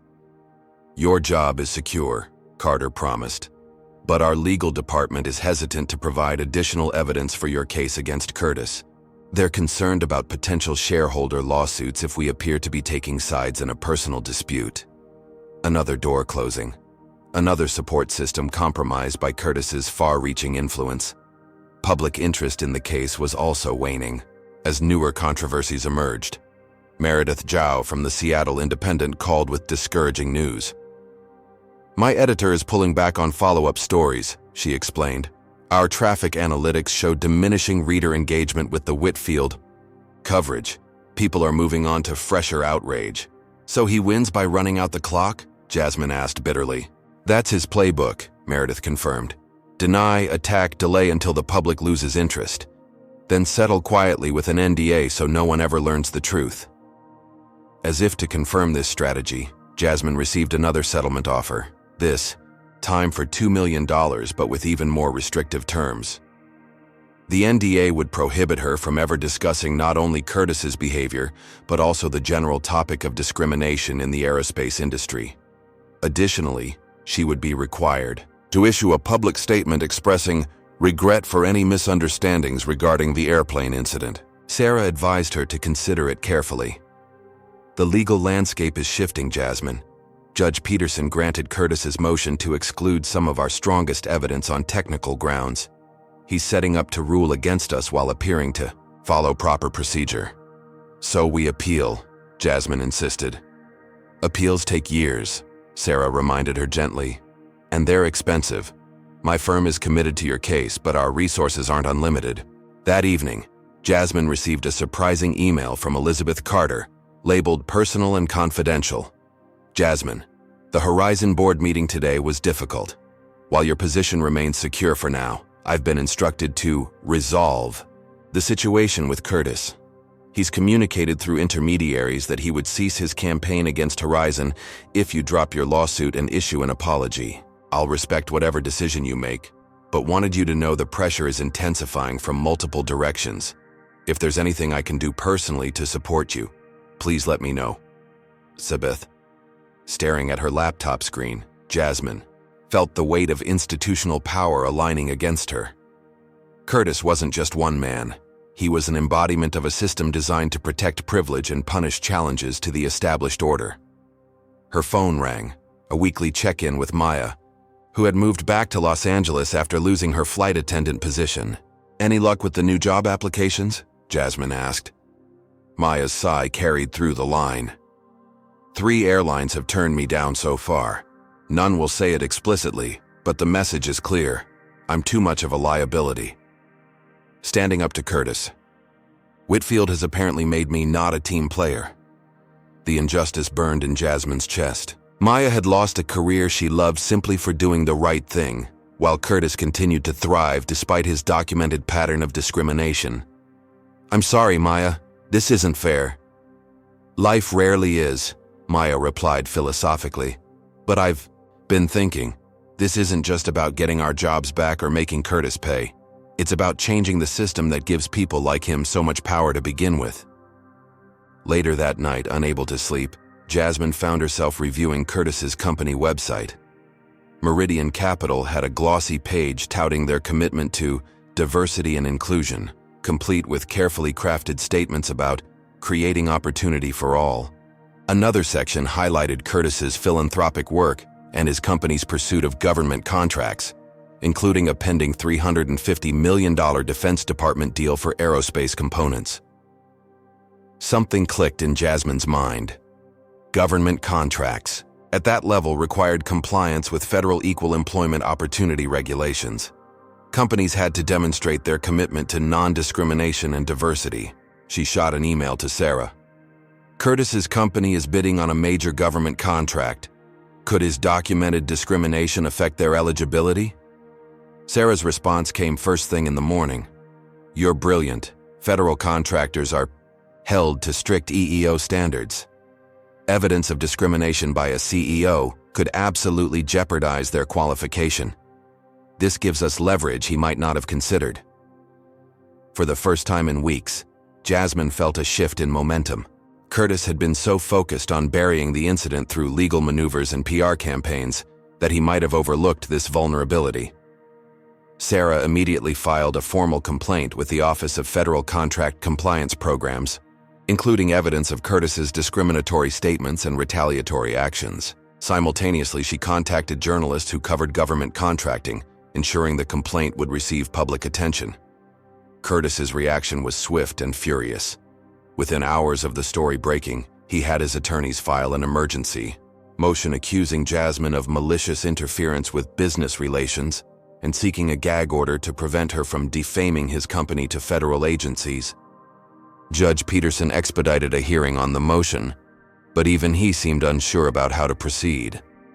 Restricting Jasmine's right to file complaints with federal regulators would be difficult to justify, even for a judge sympathetic to Curtis.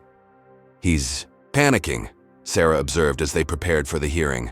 The government contract angle hit a nerve. Meridian Capital can survive public relations problems, but losing federal contract eligibility would cost them hundreds of millions. As they entered the courthouse for what would be a pivotal hearing, Jasmine spotted Trevor waiting outside. The teenager looked exhausted, but determined. My dad is on the warpath, he warned them. I've never seen him this angry. He's calling in every favor, threatening everyone who doesn't fall in line. Be careful. The hearing began with Curtis's attorneys claiming Jasmine was engaged in a vindictive campaign to damage Meridian Capital's business prospects.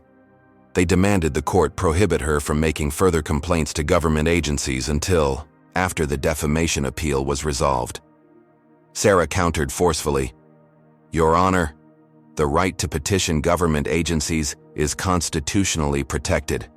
Mr. Whitfield is essentially asking this court to suspend Ms. Williams's First Amendment rights to shield his company from legitimate regulatory scrutiny. Even Judge Peterson seemed reluctant to grant such an overreaching request. Counsel, I'm not convinced the court has authority to restrict Ms. Williams' access to federal agencies. Perhaps we should focus on resolving the underlying dispute. It was the first time Peterson had shown any hesitation in ruling favorably. For Curtis, a telling sign that the government contract angle had changed the dynamics of the case. As the hearing concluded without the gag order Curtis had sought, Jasmine felt cautiously optimistic. They had finally found a pressure point that even Curtis's money and connections couldn't easily neutralize. But Curtis Whitfield was not a man who accepted defeat gracefully. As they left the courthouse, Sarah received an urgent call from her office. Someone just delivered documents to our firm, she told Jasmine, her expression grave. Internal communications from Horizon Aerospace suggesting Elizabeth Carter had decided not to hire you before the plane incident ever happened. If authentic, they contradict her testimony and undermine our case. That's impossible, Jasmine protested. Elizabeth Carter personally emailed me before the flight. Curtis is either forging evidence or pressuring someone at Horizon to provide falsified documents, Sarah agreed. But it creates another battle we have to fight, more resources we have to divert. The message was clear. Curtis would go to any length, ethical or not, to win this war of attrition. That night, Jasmine returned to her new apartment, a modest one-bedroom she'd rented with her Horizon signing bonus, and found the door ajar. Heart pounding, she backed away and called the police. Nothing appeared to be stolen, but the invasion of her private space left Jasmine deeply shaken. The responding officers suggested it was likely a random break-in, but she knew better. This was another message from Curtis. "You are not safe. I can reach you anywhere." As she changed the locks and installed a security system, Jasmine wondered how much more she could endure. The legal battle was draining her emotionally and financially. Curtis's campaign against her had affected her family, her colleagues, and now threatened her physical safety. The temptation to accept his settlement offer to end this nightmare with financial security, if not justice, grew stronger by the day. Maybe Maya was right. Perhaps the real victory wasn't in defeating Curtis personally, but in contributing to gradual systemic change. As she weighed these thoughts, a breaking news alert appeared on her phone. Meridian Capital's $350 million defense contract placed under review following discrimination allegations against CEO. Curtis had finally encountered an obstacle his wealth and connections couldn't immediately overcome. Federal contracting regulations operated under different rules than civil courts, with stricter standards and less vulnerability to personal influence. For the first time since their confrontation on the plane, Jasmine felt the balance of power shift. Curtis Whitfield might not be invincible after all. The following morning, Jasmine's phone rang with a call from Sarah. "Turn on Channel 7 News right now," the attorney instructed without preamble. Jasmine fumbled for her remote and switched on the television to find Curtis Whitfield holding an impromptu press conference outside Meridian Capital headquarters. Gone was the composed, confident executive. In his place stood a man visibly struggling to maintain his composure. "These baseless allegations have forced me to take action to protect the thousands of employees who depend on Meridian Capital's continued success," Curtis declared, his jaw tight with barely controlled anger. "Therefore, I am temporarily stepping aside as CEO while this matter is resolved." The camera panned to show the Meridian Capital board chairman standing nearby, his expression carefully neutral. "The board has appointed Chief Operating Officer Vanessa Rodriguez as interim CEO effective immediately. We have full confidence in Ms. Rodriguez's leadership during this transitional period." Jasmine watched in disbelief. Curtis Whitfield, forced to relinquish control of the company he had built over 3 decades, all because she had refused to give up her seat on an airplane. "Is this real?" she asked Sarah when the segment ended. "Or just a PR move?" "Bit of both," Sarah replied. The federal contract review forced the board's hand. They can't risk hundreds of millions in government business over one man's ego, no matter how powerful he is. But make no mistake, Curtis will still be pulling strings, behind the scenes. Even so, this development represented the first significant consequence Curtis had faced for his behavior. The seemingly untouchable executive had been publicly humbled, his reputation damaged in ways money couldn't easily repair. Later that day, Jasmine received an unexpected email from Sarah with the subject line, "Urgent, evidence obtained." Attached were dozens of internal documents from Meridian Capital, including emails where Curtis explicitly instructed human resources staff to maintain a traditional corporate culture by finding reasons to reject minority candidates for senior positions. "Where did these come from?" Jasmine asked when she called Sarah. "Anonymous source," Sarah replied carefully. "They were delivered to a journalist at the Washington Post who shared them with us given our pending case. The Post is running a major investigative piece tomorrow." Jasmine immediately suspected Trevor might be the source, but Sarah's cautious tone suggested it was better not to speculate on record. Regardless of their origin, the documents provided devastating evidence of systematic discrimination throughout Curtis's business empire. Not just isolated incidents, but a pattern of deliberate exclusion spanning years. When the Washington Post published its investigation the following morning, the impact was immediate and severe.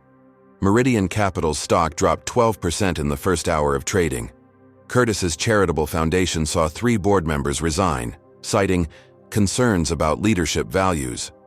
Social media erupted with calls for boycotts of companies associated with Meridian Capital's investment portfolio. The tide was turning with startling speed. After weeks of Curtis seemingly controlling every aspect of the narrative, the truth was breaking through, creating consequences his money and connections couldn't easily neutralize. Jasmine's phone rang with a call from Elizabeth Carter. "I just got word that the Horizon Board has unanimously voted to cooperate fully with your case against Curtis," the CEO informed her. "Those falsified documents he tried to use?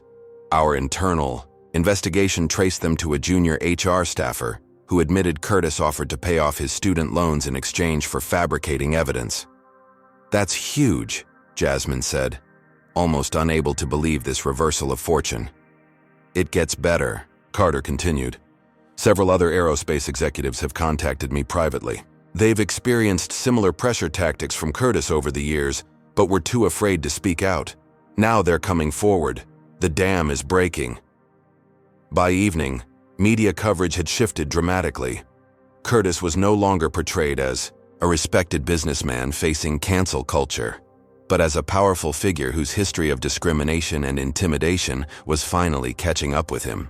Interview requests poured in for Jasmine, with journalists eager to hear her perspective on the man who had tried to destroy her career. Sarah advised caution. "We're in a stronger position, but the legal battle isn't over. Curtis still has considerable resources and influence. Don't say anything that could compromise our case." The attorney's warning proved prescient. Just as momentum seemed to be shifting decisively in Jasmine's favor, Curtis deployed his next countermeasure. Jasmine was preparing for her second week at Horizon Aerospace when she received an email from an unfamiliar address. The message contained only a link to a private YouTube video. Against her better judgment, she clicked. The video showed Curtis sitting in what appeared to be his home office, looking directly into the camera. "Dr. Williams," he began, his tone surprisingly conciliatory. "I think it's time we spoke directly, without lawyers or media spin." He continued, "This situation has escalated beyond what either of us likely anticipated. Lives have been disrupted, careers affected, and neither of us is closer to resolution." His expression shifted to one of apparent sincerity. "I'm prepared to offer you $10 million to end this matter quietly. No NDA, no public statement, just a clean break, allowing both of us to move forward with our lives." The figure was staggering, enough to secure Jasmine's financial future permanently. And the absence of an NDA requirement addressed her primary objection to previous offers. "All I ask," Curtis concluded, "is that you consider what truly matters to you. Is it justice or vengeance, resolution or continued conflict? The choice is yours." The video ended with instructions for responding through a secure channel, bypassing both their legal teams. Jasmine sat motionless, absorbing the implications of this unexpected offer. $10 million without silencing her. It seemed too good to be true. And anything that seemed too good to be true when dealing with Curtis Whitfield probably was. She forwarded the video to Sarah, who responded immediately. "Do not reply. This is almost certainly a trap. We don't know what unstated conditions might be attached, and any direct communication outside legal channels could compromise our case." The following day, Curtis's new strategy became clear. Having failed to bribe Jasmine directly, he announced a diversity and inclusion initiative at Meridian Capital, pledging $50 million to support minority students pursuing careers in business and technology. He publicly invited Jasmine to serve on the advisory board as a voice for change. It was a masterful move that placed Jasmine in an impossible position. Refusing the role would make her appear vindictive and uninterested in actual progress. Accepting would tie her to Curtis's rehabilitation campaign and undermine her legal claims about his discriminatory behavior. "He's trying to co-opt your moral authority," Sarah explained. "If he can get you to engage with his initiative, it neutralizes your criticism and lets him present himself as reformed." Before Jasmine could decide how to respond, Meredith Zhao published another expose in the Seattle Independent, revealing that Curtis's diversity initiative was being funded by redirecting money already allocated to other charitable causes, not new funding as he had implied. The revelation damaged Curtis's rehabilitation efforts, but also reinforced the power dynamics at play. Even as he faced unprecedented scrutiny, Curtis controlled vast resources that allowed him to shape narratives and create elaborate facades. Jasmine's attempt to hold him accountable had created cracks in his armor, but had yet to penetrate to the core of his power and privilege. As she pondered her next move, Trevor Whitfield made a decision that would irrevocably alter the battle's trajectory. In a lengthy social media post, he publicly severed ties with his father, sharing screenshots of threatening text messages Curtis had sent him after his court testimony. "I can no longer maintain any relationship with someone who uses their power to hurt others and believes their wealth places them above accountability," Trevor wrote. "I would rather build my life on principles of equality and justice than inherit the corrupt legacy my father has established." The post went viral instantly, with Trevor's raw honesty resonating across generational and political lines. Curtis's carefully crafted image as a concerned father, heartbroken by his son's manipulation by outside forces, collapsed entirely. Sensing momentum, Sarah accelerated their legal strategy. She filed motions to compel testimony from former Meridian Capital employees who had signed NDAs regarding workplace discrimination. She also requested Judge Peterson recuse himself due to his personal and financial connections to Curtis, a motion that would have been futile weeks earlier, but now had potential to succeed given the shifting public perception. Curtis's legal team responded with increasingly desperate maneuvers. They filed motion after motion seeking delays, arguing procedural technicalities, and attempting to limit the scope of discovery. Their strategy was transparent: drag out the process as long as possible in hopes that public interest would eventually fade. What they hadn't counted on was Jasmine's remarkable resilience. Despite everything Curtis had thrown at her, professional blacklisting, media manipulation, legal harassment, even thinly veiled threats, she remained steadfast in her pursuit of accountability. Her determination inspired others. Current and former employees at Curtis's companies began coming forward with their own stories of discrimination and retaliation. Journalists investigated his business practices more aggressively. Even some of Curtis's longtime associates began distancing themselves, sensing that his previously untouchable status was eroding. As these developments unfolded, Jasmine received unexpected validation from an unlikely source. The aerospace industry's most prestigious journal published a peer review of her research on composite materials, describing it as groundbreaking work that could revolutionize aircraft manufacturing. The recognition confirmed what she had always known. Her value lay in her intellect and expertise, not in her willingness to accept mistreatment. 3 months after the confrontation on Flight 2267, the battle reached its climax in an unlikely setting. Jasmine was giving a presentation to Horizon's engineering team when she received an urgent text from Sarah. "Curtis just confronted me outside the courthouse. Witnesses present. Call ASAP." When she called during her lunch break, Sarah explained, "He ambushed me in the parking garage, demanding I convince you to drop the case. When I refused, he grabbed my arm and said, and I quote, 'You don't understand who you're dealing with.'" 2 court officers witnessed the entire incident. "Are you okay?" Jasmine asked, concerned for her attorney's safety. "I'm fine," Sarah assured her. "But Curtis isn't. He's been arrested for assault and intimidating an officer of the court. His bail hearing is in 2 hours." The news of Curtis Whitfield's arrest spread through media outlets with lightning speed. Security camera footage from the parking garage showed him lunging at Sarah, his face contorted with rage, a far cry from the composed executive America had seen on television for decades. Released on bail but ordered to surrender his passport, Curtis emerged from the courthouse to find a media frenzy awaiting him. For the first time, he appeared genuinely shaken, his carefully maintained facade crumbling under the weight of consequences he couldn't control. That evening, Jasmine received a call from Jeffrey Blackwood, Curtis's settlement attorney. "Dr. Williams," he began, his tone distinctly less confident than in previous conversations. "In light of recent developments, my client is prepared to discuss a comprehensive resolution of all outstanding matters." "I'm listening," Jasmine replied, signaling to Sarah, who was with her, to record the call. "Mr. Whitfield will pay $20 million in damages, make a public apology acknowledging his inappropriate behavior, and step down permanently as CEO of Meridian Capital," Blackwood stated. "In exchange, you would drop all current legal proceedings." "And the NDA requirement?" Jasmine asked. "No non-disclosure agreement," Blackwood confirmed. "Mr. Whitfield recognizes that attempting to silence you has backfired. He prefers to resolve this matter and move forward.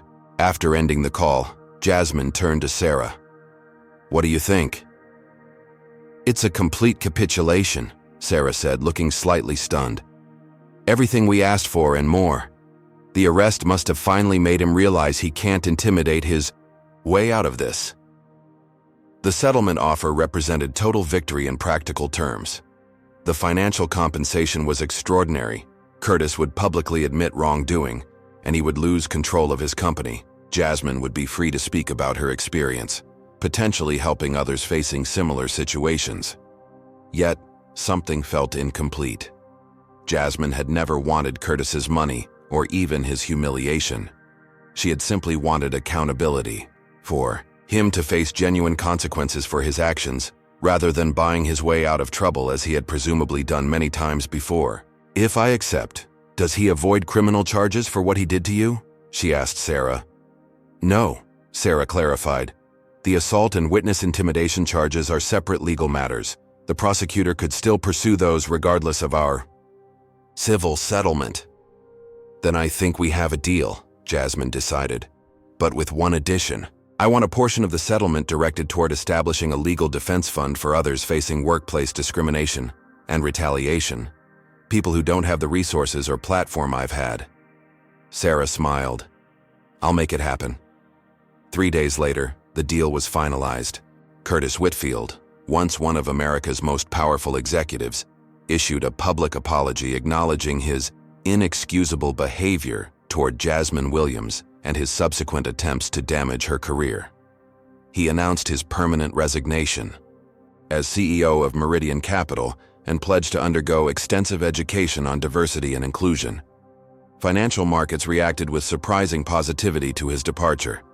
Meridian Capital's stock actually rose on the news, suggesting investors had come to see Curtis as a liability rather than an asset, the ultimate repudiation for a man who had built his identity around business success.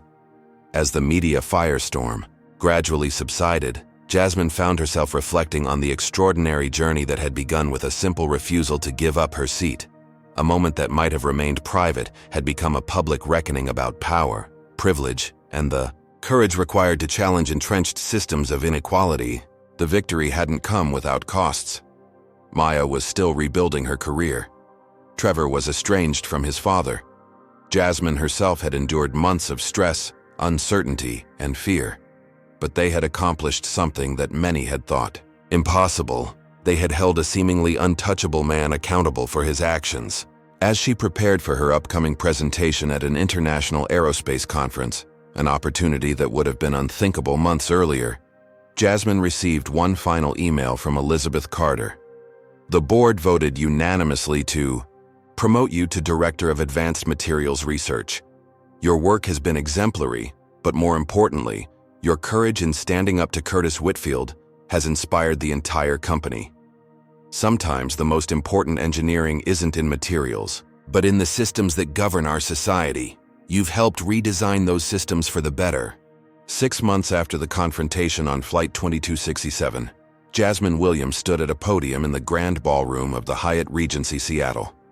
Before her sat hundreds of aerospace professionals gathered for the industry's most prestigious annual conference. Her presentation on carbon nanotube-reinforced composites had been selected as the keynote address, a remarkable honor for someone so early in her career. "Innovation often requires us to challenge conventional wisdom," she began, her voice steady and confident, "to question assumptions about what's possible and what isn't." As she guided the audience through her groundbreaking research, Jasmine couldn't help reflecting on how much had changed. 6 months ago, she had been fighting for her professional survival against a system designed to protect the powerful. Today, she stood as a respected industry leader, her work recognized on its merits rather than dismissed because of her race or gender. The settlement with Curtis Whitfield had been finalized weeks earlier, concluding a legal battle that had captured national attention. The terms were even more favorable than initially negotiated: $20 million in damages, a public apology acknowledging his discriminatory behavior, and his permanent removal as CEO of Meridian Capital. Most importantly to Jasmine, $5 million from the settlement had been allocated to establish the Flight 2267 Foundation, providing legal support for individuals facing workplace discrimination who lacked the resources to fight back effectively. As she concluded her presentation to enthusiastic applause, Jasmine spotted a familiar face in the audience, Maya Chen, smiling proudly from the third row. After losing her flight attendant position, Maya had successfully sued National Airways for wrongful termination with Sarah Johnson's help. The airline had settled quietly, reinstating Maya with back pay and a promotion to senior cabin crew trainer.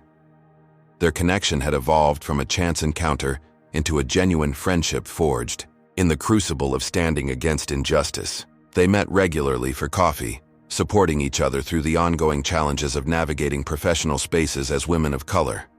Outside the conference hall, Seattle was experiencing one of its rare perfect summer days, clear blue skies, and comfortable temperatures that showcased the city's stunning natural beauty. Jasmine and Maya found a quiet spot by Elliott Bay to catch up. "I still can't believe how everything turned out," Maya said, watching ferries crisscross the Sound. "When I stood up to Curtis on that plane, I was just doing my job. I never imagined it would lead to all of this." That's how change happens sometimes, Jasmine reflected. Not through grand plans, but through small moments of courage that cascade into something larger. Their conversation was interrupted by a notification on Jasmine's phone, breaking news that Curtis Whitfield had pleaded guilty to witness intimidation charges stemming from his courthouse confrontation with Sarah. The plea deal included community service and mandatory sensitivity training, but no jail time. "Still getting special treatment," Maya observed with a hint of bitterness. "True," Jasmine acknowledged, "but he's facing consequences he can't buy his way out of. His reputation is permanently damaged. The business world he dominated has moved on without him. That's something he can't fix with money or connections." The criminal plea represented the final chapter in Curtis Whitfield's public downfall. The man who had once seemed untouchable had been revealed as a bully whose power depended on others' fear and silence. When Jasmine and then others had refused to be silenced, that power had crumbled with surprising speed. Later that evening, Jasmine received an unexpected email from Trevor Whitfield, who had largely disappeared from public view after his decisive break with his father. "Dr. Williams, I wanted to let you know that I've established a scholarship for minority students pursuing aerospace engineering degrees. It's my way of trying to create something positive from this whole experience. I've learned so much about courage and integrity by watching how you handled everything my father threw at you. Thank you for showing me there's another way to live. Trevor." Attached was a press release announcing the Horizon Futures Scholarship, which would provide full tuition and mentorship for 5 students annually. Jasmine was moved to tears by this tangible legacy of their shared ordeal. A young man choosing a different path than the one his father had laid out for him. During her remaining days in Seattle, Jasmine's schedule was packed with meetings as companies throughout the industry sought her expertise. The same doors that had been slammed in her face 6 months earlier now opened wide, with executives eager to associate themselves with both her technical brilliance and her principled stand against discrimination. Elizabeth Carter had been particularly supportive, creating a division at Horizon specifically focused on implementing Jasmine's research. Under Carter's mentorship, Jasmine was developing the leadership skills to complement her technical expertise, preparing for a future where she might shape the industry's direction beyond materials science. On her final evening before returning to her now permanent position in Atlanta, Jasmine found herself boarding a flight, her first since the infamous Flight 2267. As she settled into her business class seat, she felt a momentary tension, memories of that confrontation still fresh despite the months that had passed. "Welcome aboard, Dr. Williams," came a familiar voice. "Can I get you anything before takeoff?" Jasmine looked up in surprise to find Maya standing beside her, immaculate in her senior cabin crew uniform. "Maya, what are you doing here? I thought you were based in Los Angeles now." Maya smiled. "I requested this flight when I saw your name on the manifest. Thought you might appreciate a friendly face for your first time back in the air." The simple kindness brought unexpected tears to Jasmine's eyes. "Thank you. That means more than you know." As the plane climbed into the evening sky, Jasmine reflected on the extraordinary journey that had begun with a simple refusal to give up her seat. That moment had cascaded into consequences none of them could have predicted. Careers disrupted and rebuilt, lives interconnected, and perhaps most importantly, a small but significant shift in what powerful people could expect to get away with. The changes went beyond Curtis Whitfield's individual downfall. Multiple aerospace companies had revised their anti-discrimination policies in the wake of the publicized case.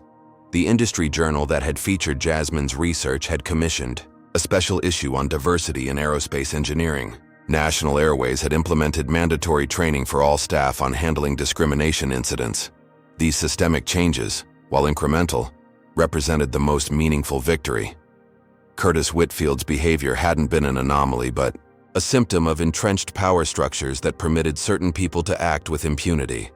By standing her ground, Jasmine had helped expose those structures and initiate the long, difficult process of dismantling them. As the flight attendants prepared the cabin for service, Jasmine opened her laptop to review notes for her first day back at Horizon's Atlanta headquarters. Elizabeth Carter had restructured the engineering department to place Jasmine in charge of a diverse team working to implement her composite materials innovations across multiple aircraft designs. Maya paused beside her seat during the beverage service. "First time I've enjoyed serving business class in a long time," she said with a wink. "Feels like we've come full circle." Indeed they had, from that moment of confrontation that might have remained a private indignity to a public reckoning that had changed both their lives and many others. The costs had been high, but so had the rewards. Jasmine remembered something her grandfather, the Tuskegee Airman, had told her when she faced discrimination in college. Progress isn't about waiting for someone to give you what's rightfully yours. It's about having the courage to claim it, even when the whole world tells you that you don't belong. On Flight 2267, she had claimed her rightful seat. In the months that followed, she had claimed her rightful place in her profession and in a society that had too often relegated people who looked like her to the margins. As the plane cruised smoothly through the night sky toward Atlanta, Jasmine Williams sat exactly where she belonged, not because anyone had granted her permission, but because she had refused to accept anything less. The true victory wasn't in Curtis Whitfield's downfall, or even in the substantial settlement. It was in the subtle but significant recalibration of power, a demonstration that courage, persistence, and truth could sometimes prevail against seemingly insurmountable odds. Not always, not easily, but sometimes. And those sometimes were worth fighting for. Justice, Jasmine had learned, wasn't an endpoint, but a continuing journey. One taken step by step, seat by seat, voice by voice. The next time someone faced discrimination in the countless small moments that made up systemic inequality, perhaps they would remember her story and find the courage to say, "This seat is mine. I belong here, and I will not move." Jasmine Williams's journey teaches us that standing up against discrimination, even in seemingly small moments, can create powerful ripples of change. Her refusal to surrender a seat that was rightfully hers catalyzed a transformation that extended far beyond that single confrontation. First, we learn that systems protecting privilege rely on silence and compliance. When Jasmine refused to be silenced, despite threats to her career, reputation, and safety, the facade of Curtis's power began to crack. It took courage to reject settlement offers that would have secured her financial future, but buried the truth. Second, this story illustrates how allies emerge in unexpected places. Maya risked her career to stand up for what was right. Trevor chose integrity over family loyalty. Elizabeth Carter ultimately prioritized merit over powerful connections. These alliances were crucial in confronting systemic discrimination that no individual could dismantle alone. Third, we witness the importance of strategic persistence. Curtis had resources to exhaust opponents through prolonged legal battles, media manipulation, and economic pressure. Jasmine's victory required not just courage, but calculated approaches that targeted vulnerabilities even wealth couldn't shield, like federal contract requirements and criminal accountability. Perhaps most importantly, we see that progress isn't about waiting for permission to claim what's rightfully yours. It requires the determination to persist when every institutional force pushes against you. The victory wasn't simply in Curtis's downfall or the financial settlement, but in demonstrating that systems protecting discrimination can be challenged successfully. True justice isn't an endpoint, but an ongoing journey taken seat by seat, voice by voice, challenging inequity in both dramatic confrontations and everyday moments of courage. Have you ever witnessed discrimination but hesitated to speak up? What would you have done in Jasmine's position? Stand your ground despite the consequences, or avoid the conflict? Let us know in the comments below. If Jasmine's courage in the face of overwhelming odds inspired you, please hit that like button and share this story to remind others that standing up for what's right matters, even when it's difficult. Subscribe to our channel for more powerful true stories of individuals who refused to accept injustice and created meaningful change. Your support helps us continue bringing these important narratives to light. Thank you for joining us on this journey. Remember, sometimes the most powerful act of resistance is simply refusing to move when someone tells you that you don't belong. Stay strong, stand firm, and never underestimate the difference one person's courage can make.